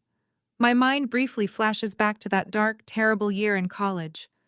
I was 22 years old, unable to get off the floor of my dorm room, crushed by a severe clinical depression brought on by their relentless, suffocating pressure to be the perfect corporate daughter. They did not view my illness as a medical emergency. They viewed it as a severe public relations disaster. They paid for the psychiatrists and the discreet therapy sessions solely to hush it up to protect the immaculate family brand. Now my own mother is threatening to weaponize those very receipts. She is willing to brand her own daughter as mentally incompetent in a public court of law just to secure a piece of real estate for her favorite child. But something miraculous happens inside my chest. The lingering, desperate child who still harbored a tiny, pathetic sliver of hope that her family might actually love her simply dies. The tether snaps entirely. There is no grief. There is no heartbreak. There is only a sudden, absolute, and blinding clarity. They are not my family. They are parasites, and they have just eagerly handed me the exact documentation I need to exterminate them from my life forever. Instead of screaming, instead of crying, or grabbing the nearest crystal champagne flute and hurling it against the custom silk wallpaper, I feel the corners of my mouth begin to curl upward. I just smile. It is not a warm smile. It is a cold, dead, terrifying smile. It is the smile of an apex predator watching its prey happily lock itself inside a steel cage. The effect my smile has on the room is instantaneous and profoundly devastating. The triumphant atmosphere evaporates instantly, sucked out of the room like a vacuum. Jada lowers her mimosa glass, her brow furrowing in deep confusion. She looks at Trent seeking reassurance, but Trent is suddenly rigid. His arrogant smirk falters, melting into a look of distinct unease. He is a man who deals in risk assessment and predictability, and my reaction is fundamentally failing to compute on his mental spreadsheet. Warren finally risks a glance upward, and when he sees my face, he physically recoils, pressing his back hard against his dining chair, as if trying to distance himself from a live explosive. Even Yvonne loses her ironclad composure. Her perfectly painted lips part slightly, her eyes darting back and forth, searching my face for the weakness she is so accustomed to exploiting. She finds absolutely nothing. There is no fear left to harvest. I look down at the fraudulent quitclaim deed and the sweeping power of attorney resting on the mahogany table. Trent has just confessed to wire fraud and provided written proof of a multi-million-dollar conspiracy involving my parents. He thinks my staging empire is just a cute little hobby. He has absolutely no concept of the ironclad corporate holding structures, the phantom LLCs, and the heavy digital security protocols Malik and I use to manage my wealth. Trent thought he was outsmarting a naive interior designer, but he just gift-wrapped his own federal indictment and handed it directly to a woman who commands a massive real estate logistics network. I slowly raise my eyes from the forged documents and lock onto my sister. She is gripping her ring of expensive fabric swatches so tightly her knuckles have turned completely white. She desperately wants the Harrington estate. She wants the social validation, the luxury, and the power that comes with an asset I bought with cash, while her husband sinks into ruin. Enjoy decorating the house, Jada, I say. My voice does not shake. It does not waver. It rings out with a calm, absolute finality that echoes off the high ceilings of the estate. I turn on my heel. I do not look back. I walk out of the formal dining room, my footsteps sharp and rhythmic against the polished hardwood floors. I glide down the grand hallway, passing the massive oil portraits of a family I no longer belong to. I hear the muffled, panicked sounds of conversation suddenly erupting behind me in the dining room, Trent's voice rising in a frantic defensive pitch. Yvonne's sharp demands for an immediate explanation, Jada's anxious questioning. They are beginning to realize that they have fundamentally miscalculated. They thought they were playing a simple game of checkers against a terrified child, but they are slowly realizing they are sitting across from a grandmaster who controls the entire board. I reach the heavy brass front doors, grab the handle, and pull them open. The thick, humid air of the Atlanta afternoon hits my face. I step out onto the pristine cobblestone driveway, leaving the door wide open behind me. I do not slam it. I do not need to punctuate my exit with a tantrum. The total silence of my departure is far more devastating. I walk to my matte black SUV parked in the circular drive. My movements are precise and heavily controlled, fueled by pure, unadulterated adrenaline. I unlock the door, slide into the driver's seat, and shut out the world. The heavy insulation of the car interior wraps around me in total silence. I place my hands on the leather steering wheel. For a long moment, I just sit there breathing in the cool, air-conditioned oxygen. My heart is beating a steady, powerful rhythm against my ribs. There is no panic. There is no sorrow. I feel completely invincible. They actually did it. They committed the crime. They signed the papers. They documented their own demise. I reach into my designer tote bag and pull out my smartphone. I bypass my messages, completely ignoring a sudden incoming call from Yvonne, and hit speed dial. The line rings exactly once before my corporate attorney answers. "Are we clear?" Malik asks, his voice tight with anticipation. I shift the SUV into drive, pulling smoothly away from the grand estate that will soon be the epicenter of a massive federal raid. They took the bait, I say, staring at the wrought iron gates shrinking in my rearview mirror. "Trent just committed wire fraud and forgery across state lines. Call your contacts at the FBI." I keep my foot pressed firmly on the accelerator as I merge onto the interstate, the matte black hood of my SUV swallowing the miles between my parents' estate and my downtown corporate office. The adrenaline in my bloodstream has crystallized into something cold, sharp, and highly functional. Malik is on the Bluetooth speaker, his rapid-fire typing echoing through the car as he begins pulling the digital logs from the decoy honeypot account. "We have the forged wire transfer authorization," Malik says, his voice vibrating with a lethal kind of excitement. "Trent used a direct digital signature match for your father. But what about the property deeds? You said Warren and Yvonne actually signed as legal witnesses." "They signed them right in front of me," I reply, changing lanes with smooth precision. Trent dropped a quitclaim deed and a comprehensive power of attorney right on the dining room table. My parents knowingly validated a forged document to strip me of my foundational assets. They committed a federal crime to cover Trent's shadow mortgages. There is a brief, heavy silence on the line. I know what Malik is thinking. He is a ruthless corporate litigator, but even he is struggling to process the sheer depravity of a mother and father actively assisting in the financial execution of their own daughter. I am forwarding the preliminary evidence to my contacts at the Federal Bank Fraud Division right now. Malik finally says, his tone shifting into pure tactical mode. "We can have federal marshals at Trent's office by tomorrow morning. We can freeze every single account associated with Blackwood Wealth Management before noon. We can end this right now, Camille." "No," I say immediately. "Do not trigger the raid yet." "Camille, what are you talking about?" Malik demands. "They just committed multiple felonies. We have them completely dead to rights. If we strike now, Trent will claim it was a momentary lapse in judgment." I explain, my grip tightening on the leather steering wheel. "He will try to settle. My parents will hire a massive legal team and claim Trent manipulated them, that they did not read the documents before signing. They will spin a narrative of a simple family misunderstanding. I am not giving them the opportunity to negotiate a quiet plea deal in a closed boardroom. We need them to feel completely untouchable. We need them to believe their hostile takeover was an absolute success." I take a sharp turn toward my private parking garage.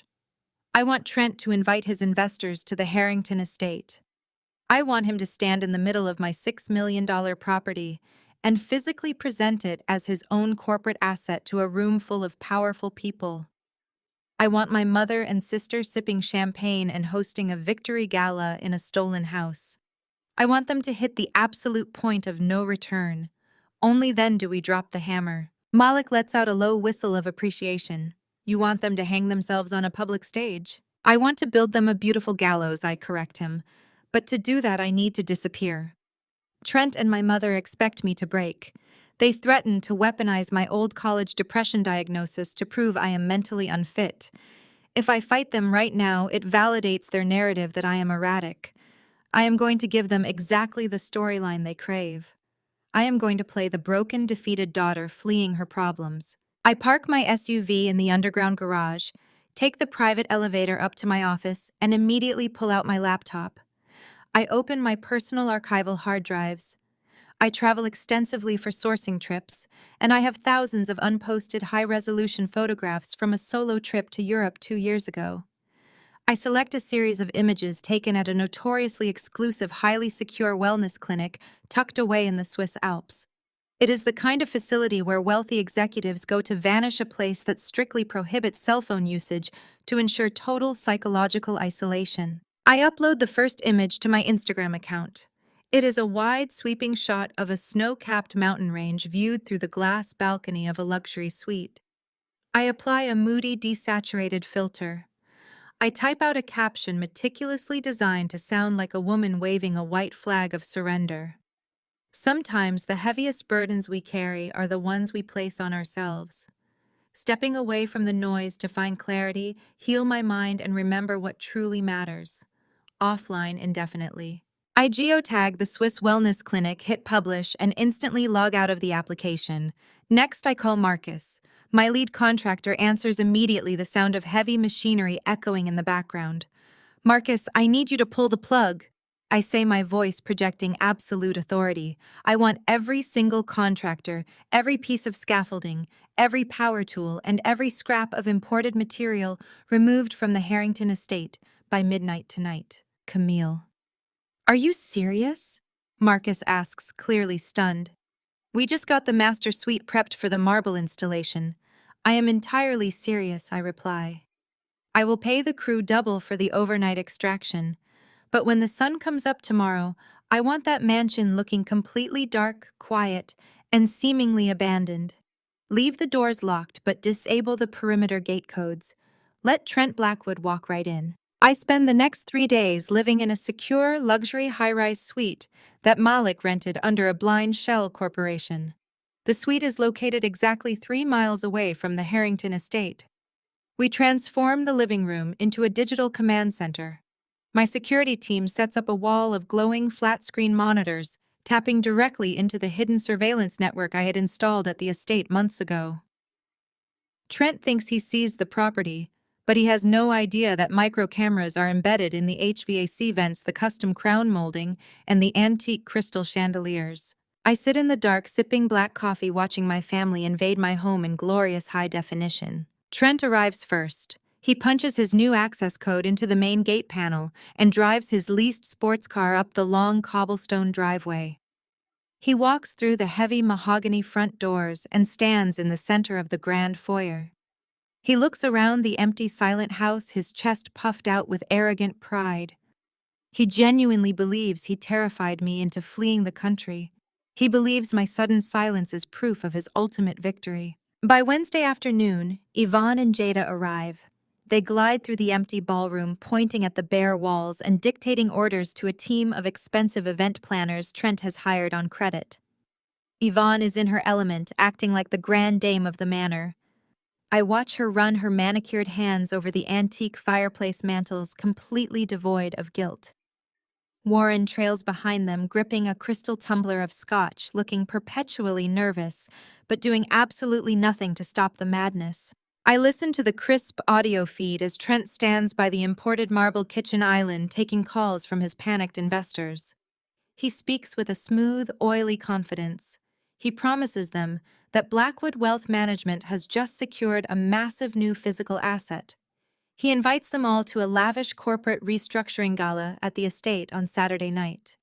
He is using my home as a theatrical prop to prevent a massive bank run on his failing firm. My burner phone chimes softly on the glass table. Malik sends me a screenshot of my personal Instagram feed. I look at the image on the screen. It is a screenshot of the fake Swiss Alps photo I posted 3 days ago. Below my carefully crafted caption about healing and stepping away, there is a new comment. The notification shows Jada's verified profile picture. So glad you are taking time to fix your mental health. We have got everything handled at home. I stare at the comment. The sheer venomous condescension is a masterful work of sociopathic art.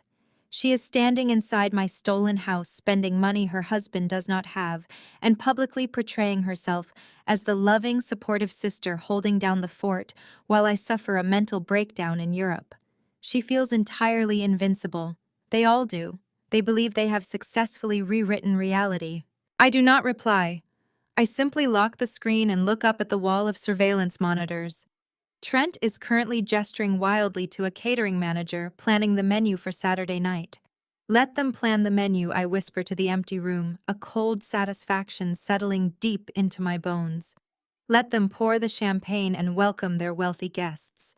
They have no idea that the federal warrants are already signed and the guest of honor is about to burn their entire kingdom to the ground. The fluorescent lights of the downtown police precinct buzz overhead, casting a harsh, sterile glare across the scarred metal table. It is a stark contrast to the plush, imported velvet seating of my luxury high-rise, but right now this interrogation room feels like the most beautiful place on earth. Malik sits to my right, his custom-tailored suit completely at odds with the bleak surroundings, yet he looks perfectly in his element.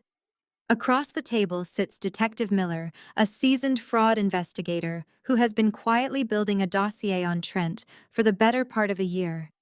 Next to Miller is Evelyn Vance. Evelyn is a senior investigative journalist for the city's most ruthless financial chronicle. She has the sharp, hungry eyes of a predator who has finally cornered a bleeding target. She has been tracking the hemorrhaging accounts at Blackwood Wealth Management for months, digging through the carefully disguised shell companies and offshore transfers Trent used to bleed his clients dry. He is running a textbook Ponzi scheme, Evelyn says, slapping a thick manila folder onto the metal table. He has been taking capital from new investors to pay fabricated returns to his older clients. But the well dried up 6 months ago. His international backers started demanding audits. Trent needed a massive, tangible, unleveraged asset to act as collateral for an emergency bridge loan. He needed $6.5 million in clean, unencumbered real estate, I say, my voice perfectly level. Exactly, Malik chimes in, tapping a glossy photograph of the Harrington estate that Evelyn had laid out. Your property was the lifeline. He could not secure the loan without an asset of that magnitude. Your parents knew his firm was in trouble.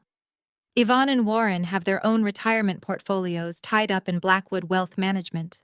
If Trent goes down, they lose their country club memberships, their winter home, and their pristine social standing. They did not just help him steal my house to punish me. I realized the final piece of the sickening puzzle clicking into place. They helped him steal it to save themselves. They threw my entire life onto the sacrificial altar so they would not have to downgrade to a smaller yacht. Detective Miller slides a dense stack of official documents across the metal table. The top page is a sworn affidavit. Ms. Wilson Miller says, his voice gruff and strictly professional. By signing this document, you are confirming under penalty of perjury that the quitclaim deed and the power of attorney submitted by Trent Blackwood are entirely forged. You are officially declaring that you never consented to the transfer of the Harrington estate. I pick up the heavy brass pen Malik offers me. I do not hesitate. I press the nib to the paper and sign my name in sharp, aggressive strokes. Once this is filed, Miller continues leaning forward and steepling his fingers. Trent Blackwood's claim to the property is legally void. The Harrington estate remains your exclusive private property. Consequently, anyone who steps foot on those grounds tonight without your explicit written permission is committing felony breaking and entering. Including my family, I confirm. Including your family? Miller nods. We have a tactical unit standing by. Because the fraud involves interstate wire transfers and amounts exceeding federal thresholds, this is no longer a simple domestic dispute. It is a major federal crime. Evelyn leans across the table, her eyes gleaming with absolute anticipation. I have my camera crew prepped in an unmarked van 2 blocks from the precinct. We have been waiting for the exact right moment to blow the lid off Blackwood Wealth Management. I want to be inside that house when the raid happens. I want the exclusive rights to document every single second of his downfall. I look at Evelyn matching her predatory gaze with my own. Trent has invited 30 of his wealthiest investors to my home tonight. He is planning to use my dining room to unveil his fraudulent restructuring plan. I want the world to see exactly who he is. I want his investors, his peers, and his enablers to watch him fall in real time. I grant the journalist exclusive rights to film inside the mansion, promising them the live on-camera arrest of the decade. The air inside the Harrington estate is heavy, completely stagnant, and freezing cold. I instructed my contractors to shut off the central heating before they evacuated the premises. It is Christmas night. The timing is a masterpiece of twisted poetic justice. Exactly 1 year ago, my parents and my sister exiled me to a cold hotel lobby bar, publicly discarding me because I failed to meet their shallow, unforgiving standards. Tonight, they are walking into a trap set on the very holiday they used to destroy me. I am not eating croissants in a Swiss chalet. I am sitting in the pitch-black, cavernous library of my own $6 million mansion. The heavy velvet curtains are drawn tight against the winter night. I am resting in a high-backed leather wing chair, my legs crossed quietly sipping a cup of hot herbal tea. The warmth of the ceramic mug grounds me, keeping my focus razor sharp. The house is completely devoid of light, looking like a forgotten relic, but it is far from empty.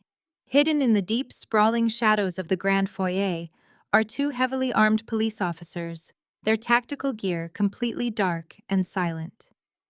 Positioned perfectly behind the sweeping curve of the grand mahogany staircase is Evelyn's news camera crew. The red recording light on the primary camera is taped over, keeping the lens completely invisible as it remains trained dead center on the massive front doors. We are absolutely motionless. We are a collective held breath waiting for the inevitable. Outside, the crunch of luxury tires on gravel breaks the silence. I set my teacup down on the side table. The sound of the engine cuts off, followed by the heavy thud of car doors slamming shut. Muffled voices drift through the thick, insulated walls of the estate. I recognize Jada's high-pitched, nervous complaints, first immediately followed by Yvonne's sharp, commanding reprimands.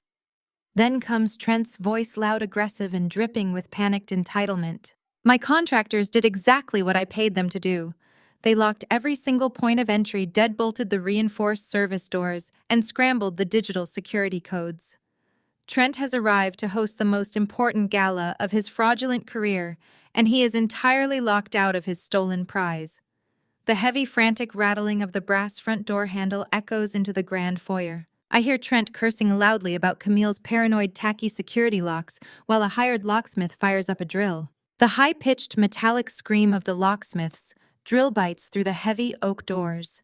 It is a grating, violent sound that shatters the pristine, heavy silence of the Harrington estate. I remain perfectly still in the high-backed leather chair, the warmth of my herbal tea radiating against my palms. From the pitch-black corners of the foyer, I hear the soft, disciplined shifting of tactical gear. The 2 federal officers are statues carved into the shadows, their hands resting firmly on their holstered weapons. Evelyn's cameraman adjusts his lens, a faint, almost imperceptible whir of mechanics, as he focuses tightly on the entryway. We are a silent audience waiting for the curtain to rise on a tragedy of my family's own meticulous making. Trent is outside shouting impatient instructions to the hired worker. His voice is muffled, but entirely recognizable, thick with the unearned arrogance of a man who believes he has just stolen a kingdom and gotten away clean. A sharp crack echoes through the cavernous foyer. The heavy brass deadbolt finally gives way. The massive mahogany double doors swing inward, groaning on their iron hinges, as a sudden rush of freezing winter air sweeps into the grand entryway. The bitter cold bites at my skin, but I do not move. They step inside. They do not enter like guests. They invade like conquerors. Trent strides in first, his expensive wool overcoat sweeping behind him, holding a massive bottle of vintage champagne by the neck.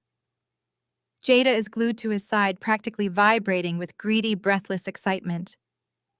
Yvonne and Warren follow closely behind, stepping over the threshold of a property they just committed a federal felony to secure. The foyer is instantly bathed in the harsh, pale moonlight spilling in from the open doorway, casting long, distorted shadows across the imported marble floor. The camera is rolling. The microphone is capturing every single breath. God, it is freezing in here. Jada complains, her voice echoing loudly up into the vaulted ceiling. Did she seriously shut off the central heating just to be spiteful?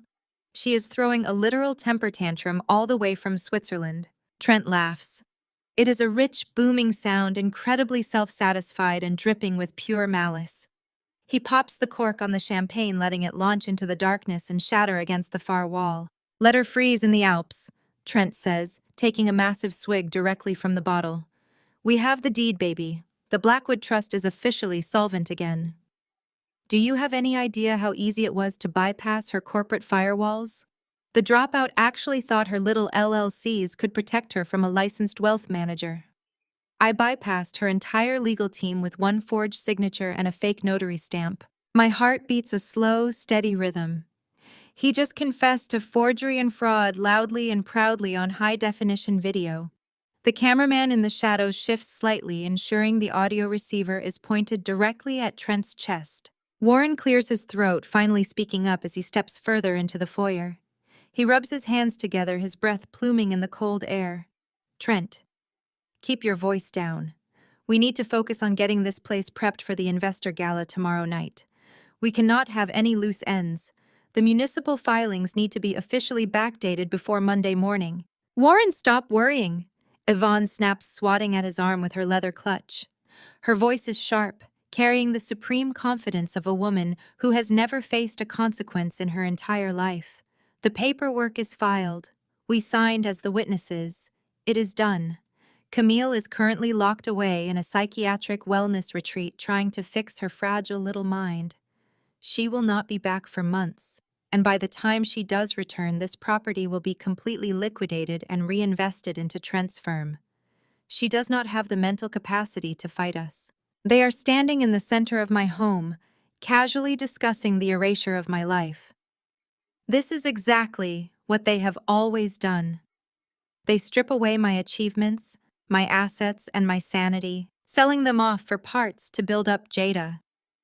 But tonight, they are doing it in front of federal witnesses. Yvonne steps forward, peering up into the darkness of the grand staircase. She crosses her arms, looking around with absolute performative disdain. I'm ripping out this atrocious chandelier first thing tomorrow, Yvonne echoes into the darkness, her tone merciless. Camille always had the cheapest taste. She spent millions trying to prove she belongs in our world, but she is just a glorified house decorator. It looks like a gaudy prop from a budget hotel. Jada giggles, pulling Trent closer. I want the master suite completely expanded, she demands, pointing toward the upper landing. Trent, make sure your contractors knock down that load-bearing wall. I want a massive walk-in closet right where Camille's stupid design studio used to be. Trent wraps his arm tightly around Jada, kissing her temple. He holds the champagne bottle up like a trophy. We are gutting the whole place, he brags, his voice slurring slightly with premature victory. We will strip the copper, sell the vintage fixtures, and leverage the raw land. Your sister practically handed us our retirement fund on a silver platter. I told you it was easy to outsmart a dropout. They stand there, bathed in the moonlight, laughing into the echoing silence. They are celebrating my financial ruin, my assumed mental breakdown, and their own flawless execution of a massive corporate crime. They feel completely and utterly untouchable. They have swallowed the bait so deeply, the hook is practically resting in their stomachs.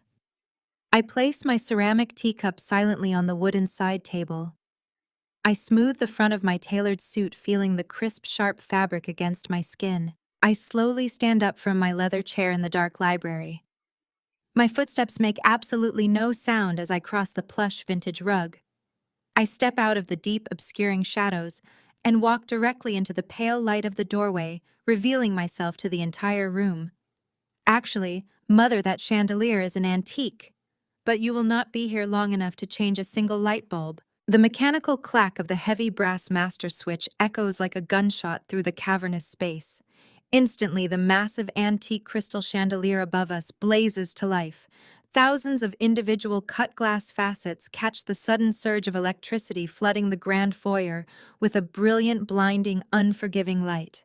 The darkness evaporates in a fraction of a second, exposing every single corner of the room. My family freezes in absolute terror. The sudden illumination hits them with the physical force of a tidal wave. Trent drops his arm from Jada's shoulder, his jaw slacking as the color rapidly drains from his face. The bottle of vintage champagne slips from his loose grip and crashes against the imported marble floor. The glass shatters into 100 jagged pieces, sending a wave of expensive foam splashing across the toes of his custom Italian leather shoes. No one even blinks at the sound. Their eyes are entirely fixed on the nightmare unfolding right in front of them. They are not just looking at me standing perfectly composed in a sharp-tailored suit. They are looking at the heavy tactical gear of the two police officers stepping out from the deep alcoves of the foyer. They are looking at the unsmiling granite faces of Atlanta's finest, whose hands are resting comfortably on their holstered weapons. And worst of all, they are looking at Evelyn Vance, who steps out from behind the sweeping mahogany staircase with her lead cameraman flanking her. The flashing red light of the news camera is glaring like a laser sight, aimed directly at Trent's chest, documenting his profound humiliation in glorious high definition. For a long, suffocating moment, nobody breathes. The sheer magnitude of the ambush paralyzes them. They had walked into this house believing they were invincible conquerors, claiming their rightful spoils. Now they realize they have walked directly into a heavily fortified trap. What is the meaning of this? Yvonne finally demands, her voice trembling as she tries desperately to summon her usual matriarchal outrage. She squares her shoulders, trying to project the authority of a woman who dominates country club luncheons, but her wide, panicked eyes completely betray her. Who let these people into my house? Your house, I repeat, taking a slow, deliberate step forward. My heels click sharply against the marble, mirroring the sound Yvonne made just moments ago. You really believed you could just forge a deed, file some fraudulent paperwork, and take my life. You actually convinced yourself you were that smart. Trent steps in front of Jada, his survival instincts kicking in. He reverts immediately to his slick corporate persona, attempting to manipulate a room that is already entirely out of his control. Officers, this woman is trespassing. Trent barks, pointing an unsteady finger at me. He tries to puff out his chest, but he is visibly sweating. She is a disgruntled former family member suffering from severe mental illness. I am the legal executor of this estate. I demand you clear these unauthorized camera crews from my private property immediately. Evelyn Vance does not miss a beat. She steps right into Trent's personal space, thrusting a microphone toward his face with predatory speed. Trent Blackwood, she says, her voice ringing out clear and authoritative. Care to comment on the $60 million deficit currently bleeding out of Blackwood Wealth Management? Is it true you committed wire fraud and forged your sister-in-law's signature to secure an emergency bridge loan to cover up a massive Ponzi scheme? Trent's eyes bulge. The mention of his failing firm and the precise dollar amount of his deficit hits him like a physical blow. He staggers back a step, nearly slipping on the spilled champagne. His entire facade crumbles. The camera lens tracks his every terrified movement, capturing the exact second a supposedly brilliant wealth manager realizes his entire life is over. I have no idea what you are talking about. Trent sputters, his voice cracking. This is a private family restructuring. We are simply managing an unstable relative's assets. Warren suddenly speaks up, his voice shrill and panicked. He looks at the police officers and then at the camera, wildly holding up his hands in surrender. I only signed what Trent told me to sign. I did not read the municipal filings.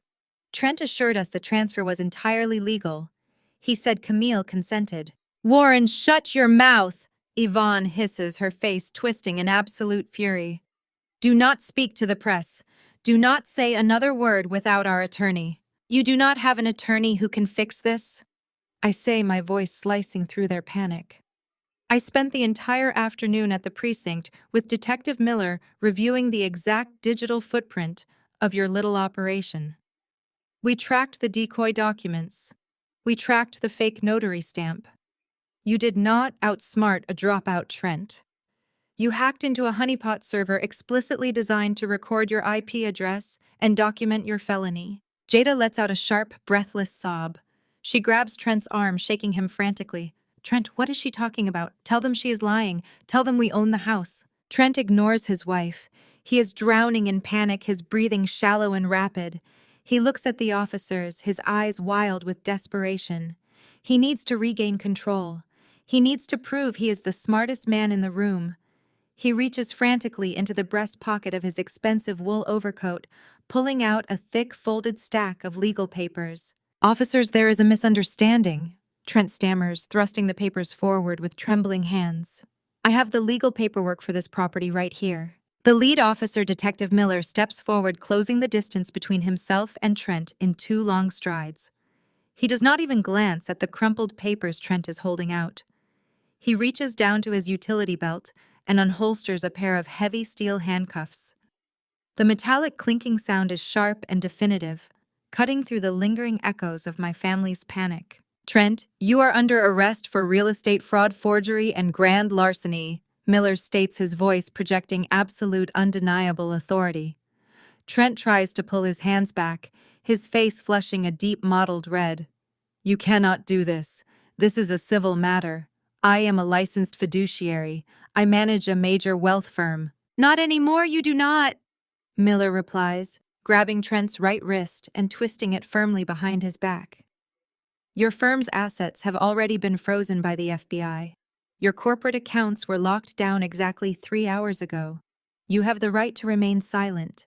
Anything you say can and will be used against you in a court of law. The first cuff clicks shut around Trent's wrist. He lets out a pathetic whimpering sound, completely stripped of his arrogant bravado. He is manhandled against the heavy mahogany door, his cheek pressed against the wood, as Miller secures his other hand. Evelyn's cameraman circles them like a shark, capturing the exact moment the Golden Boy's son-in-law is reduced to a sniveling criminal. Warren watches Trent get cuffed and physically recoils. He backs away, stumbling over his own feet, his hands raised defensively.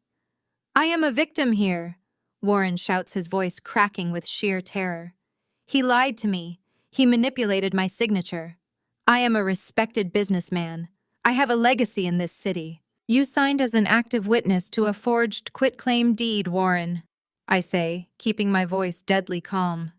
You sat in my dining room and told me to accept my financial execution with grace. You do not get to play the victim just because your executioner got caught. Miller turns away from Trent and signals to his partner. The second officer, a tall, broad-shouldered man, steps directly toward my parents. Warren and Yvonne, Miller says, his voice echoing off the marble. Turn around and place your hands behind your backs. You are being charged as accessories to felony forgery and conspiracy to commit wire fraud. Warren instantly complies. He drops his head, his shoulders shaking, as he turns around and offers his wrists to the officer. He does not put up a fight. He completely surrenders, abandoning his wife, his daughter, and his dignity in a desperate, pathetic attempt to cooperate. But Yvonne does not surrender. Yvonne stands her ground. She squares her shoulders, her face contorted in a mask of supreme aristocratic indignation. She genuinely believes that her zip code, her designer wardrobe, and her country club memberships make her immune to the penal code. She glares at the approaching officer as if he is a misbehaving servant. Do not touch me, Yvonne snaps, taking a step back and clutching her expensive leather handbag against her chest. I am a board member of the Atlanta Historical Society. I am a personal friend of the mayor. You will not put those things on my wrists. I demand to call my lawyer this instant. Mom, turn around and place your hands behind your back. The officer repeats, his tone hardening. He steps into her personal space, reaching for her arm. I said, get your hands off me! Yvonne shrieks, her voice reaching a hysterical pitch. She violently yanks her arm away from him, swinging her handbag defensively. It is the absolute worst mistake she could possibly make. The officer does not hesitate. He executes a flawless standard compliance maneuver. He grabs Yvonne's wrist, twists her arm behind her back, and uses his momentum to spin her around. Jada screams a raw, piercing sound of pure horror. "Mom!" Jada reaches for our mother, her hands stretching out desperately, but it is too late. Yvonne is already being slammed against the cold marble wall. The impact is loud and brutal. Yvonne's cheek smacks against the stone, her perfectly styled hair falling into her face. The sudden violent jolt snaps the delicate silk string of her expensive pearl necklace. The heavy, lustrous pearls break free, cascading down her designer dress and scattering across my floor like dozens of tiny white hailstones, bouncing and rolling away into the shadows. The morning sun rises over Atlanta, bringing with it a spectacular televised reckoning. I sit at the marble kitchen island of the restored Harrington estate, sipping freshly brewed espresso while Evelyn Vance delivers the broadcast of her career on the massive flat-screen television in the living room. The investigative segment is a rapid-fire, highly satisfying montage of their absolute destruction. It plays Trent's arrest on an endless, glorious loop.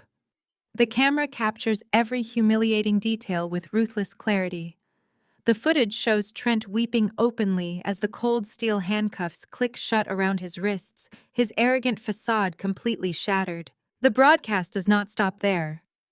The camera zooms in on my mother being pressed against the marble wall, her face contorted in shock as her expensive pearls break and scatter across the floor.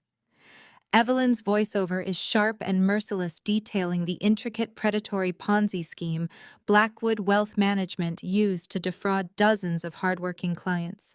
She exposes the offshore shell accounts, the forged signatures, and the desperate illegal attempt to seize my property to cover the massive deficit. Malik calls me before the morning broadcast even finishes.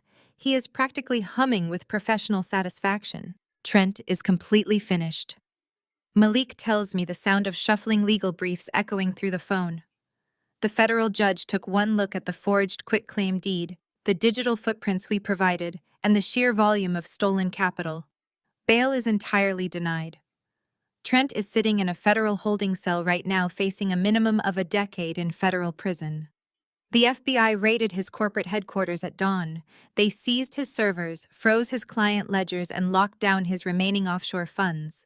His entire financial empire collapsed in less than 12 hours. The legal destruction of Trent is deeply satisfying, but the social execution of my parents is an absolute masterpiece. Warren and Yvonne manage to post bail for their accessory charges, but they walk out of the police precinct into a completely different reality. Their pristine, carefully curated image is utterly obliterated. News vans surround their manicured suburban property, aggressively questioning them about their involvement in defrauding their own daughter to prop up a criminal enterprise. But the ultimate fatal blow to my parents comes exactly 3 days later. For 30 years, Yvonne built her entire identity around her elite status at the Buckhead Country Club. It was her sanctuary, her stage, and the source of all her social power. That afternoon, I receive a highly discreet email from a contact on the club's advisory board. The board of directors held an emergency, unanimous vote. The scandal permanently blacklists Warren and Yvonne from their precious Buckhead Country Club. A courier delivers their formal expulsion letter directly to their doorstep. Their legacy memberships are revoked, their locker codes are erased, and their names are violently scrubbed from the annual donor walls. The wealthy, elite social circle my parents worshipped instantly turns its back on them. They become entirely radioactive. Warren tries to call his oldest golf partners, only to find his number blocked. Yvonne's luncheon invitations vanish into thin air. They are completely exiled from the only world that ever mattered to them, forced to hide inside their house with the curtains drawn shut, while mounting legal bills drain their remaining legitimate retirement accounts. And then there is Jada, my perfect, flawless sister who built her entire existence on the illusion of superior wealth and a textbook marriage.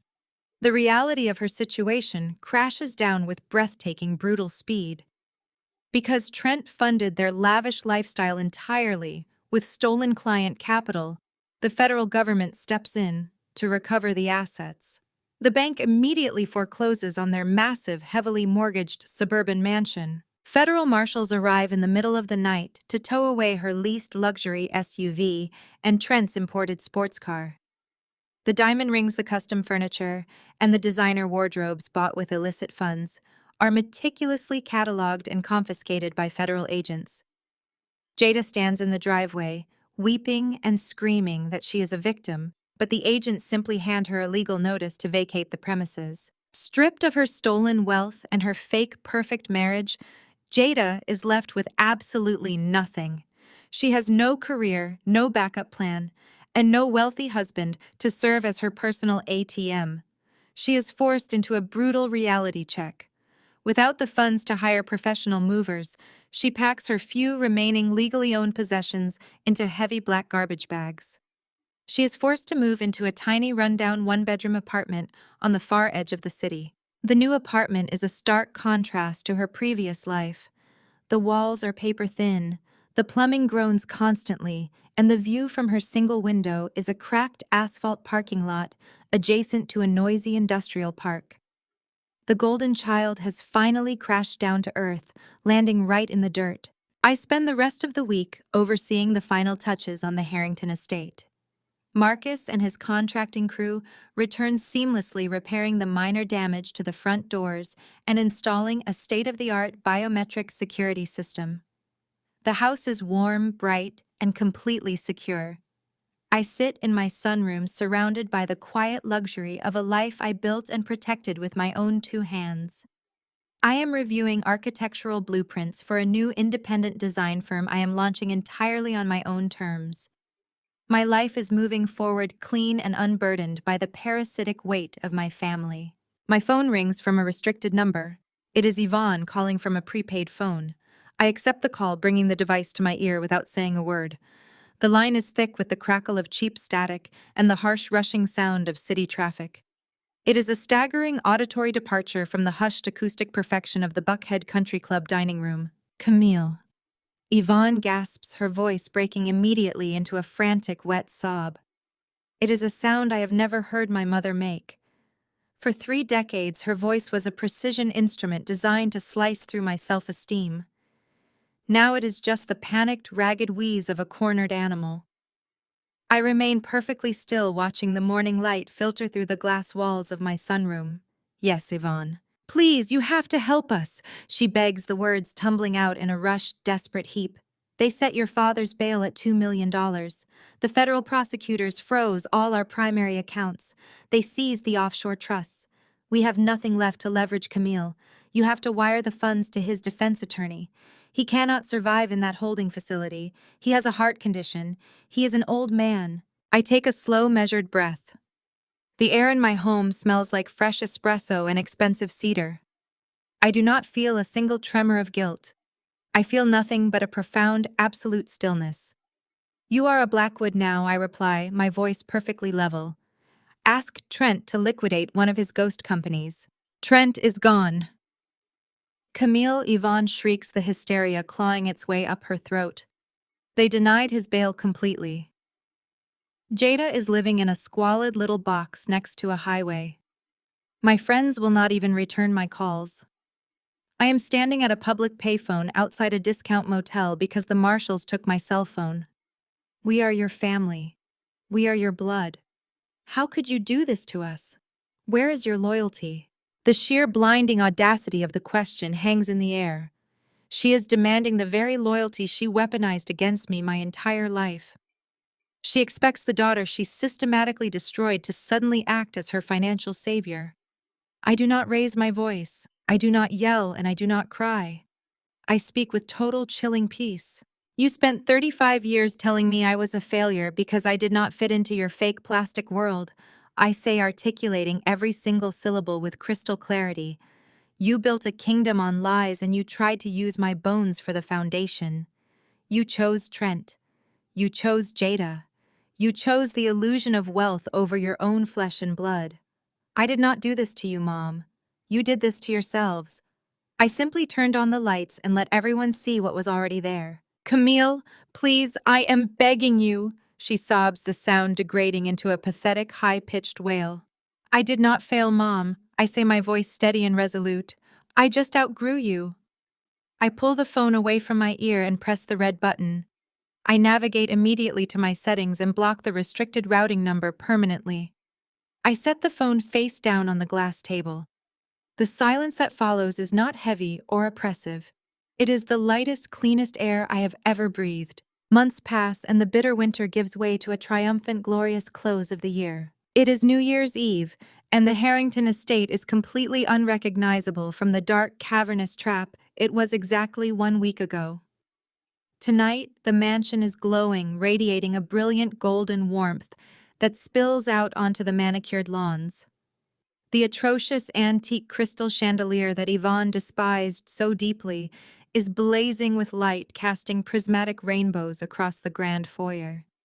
The air is thick with the sound of a live jazz band playing in the ballroom, mingling with the rich, savory scent of roasted meats and expensive champagne. This is not a corporate networking gala, and it is certainly not a shallow, performative country club mixer.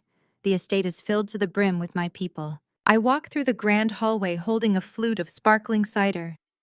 I see Marcus, my lead contractor, standing by the imported marble kitchen island he built with his own hands.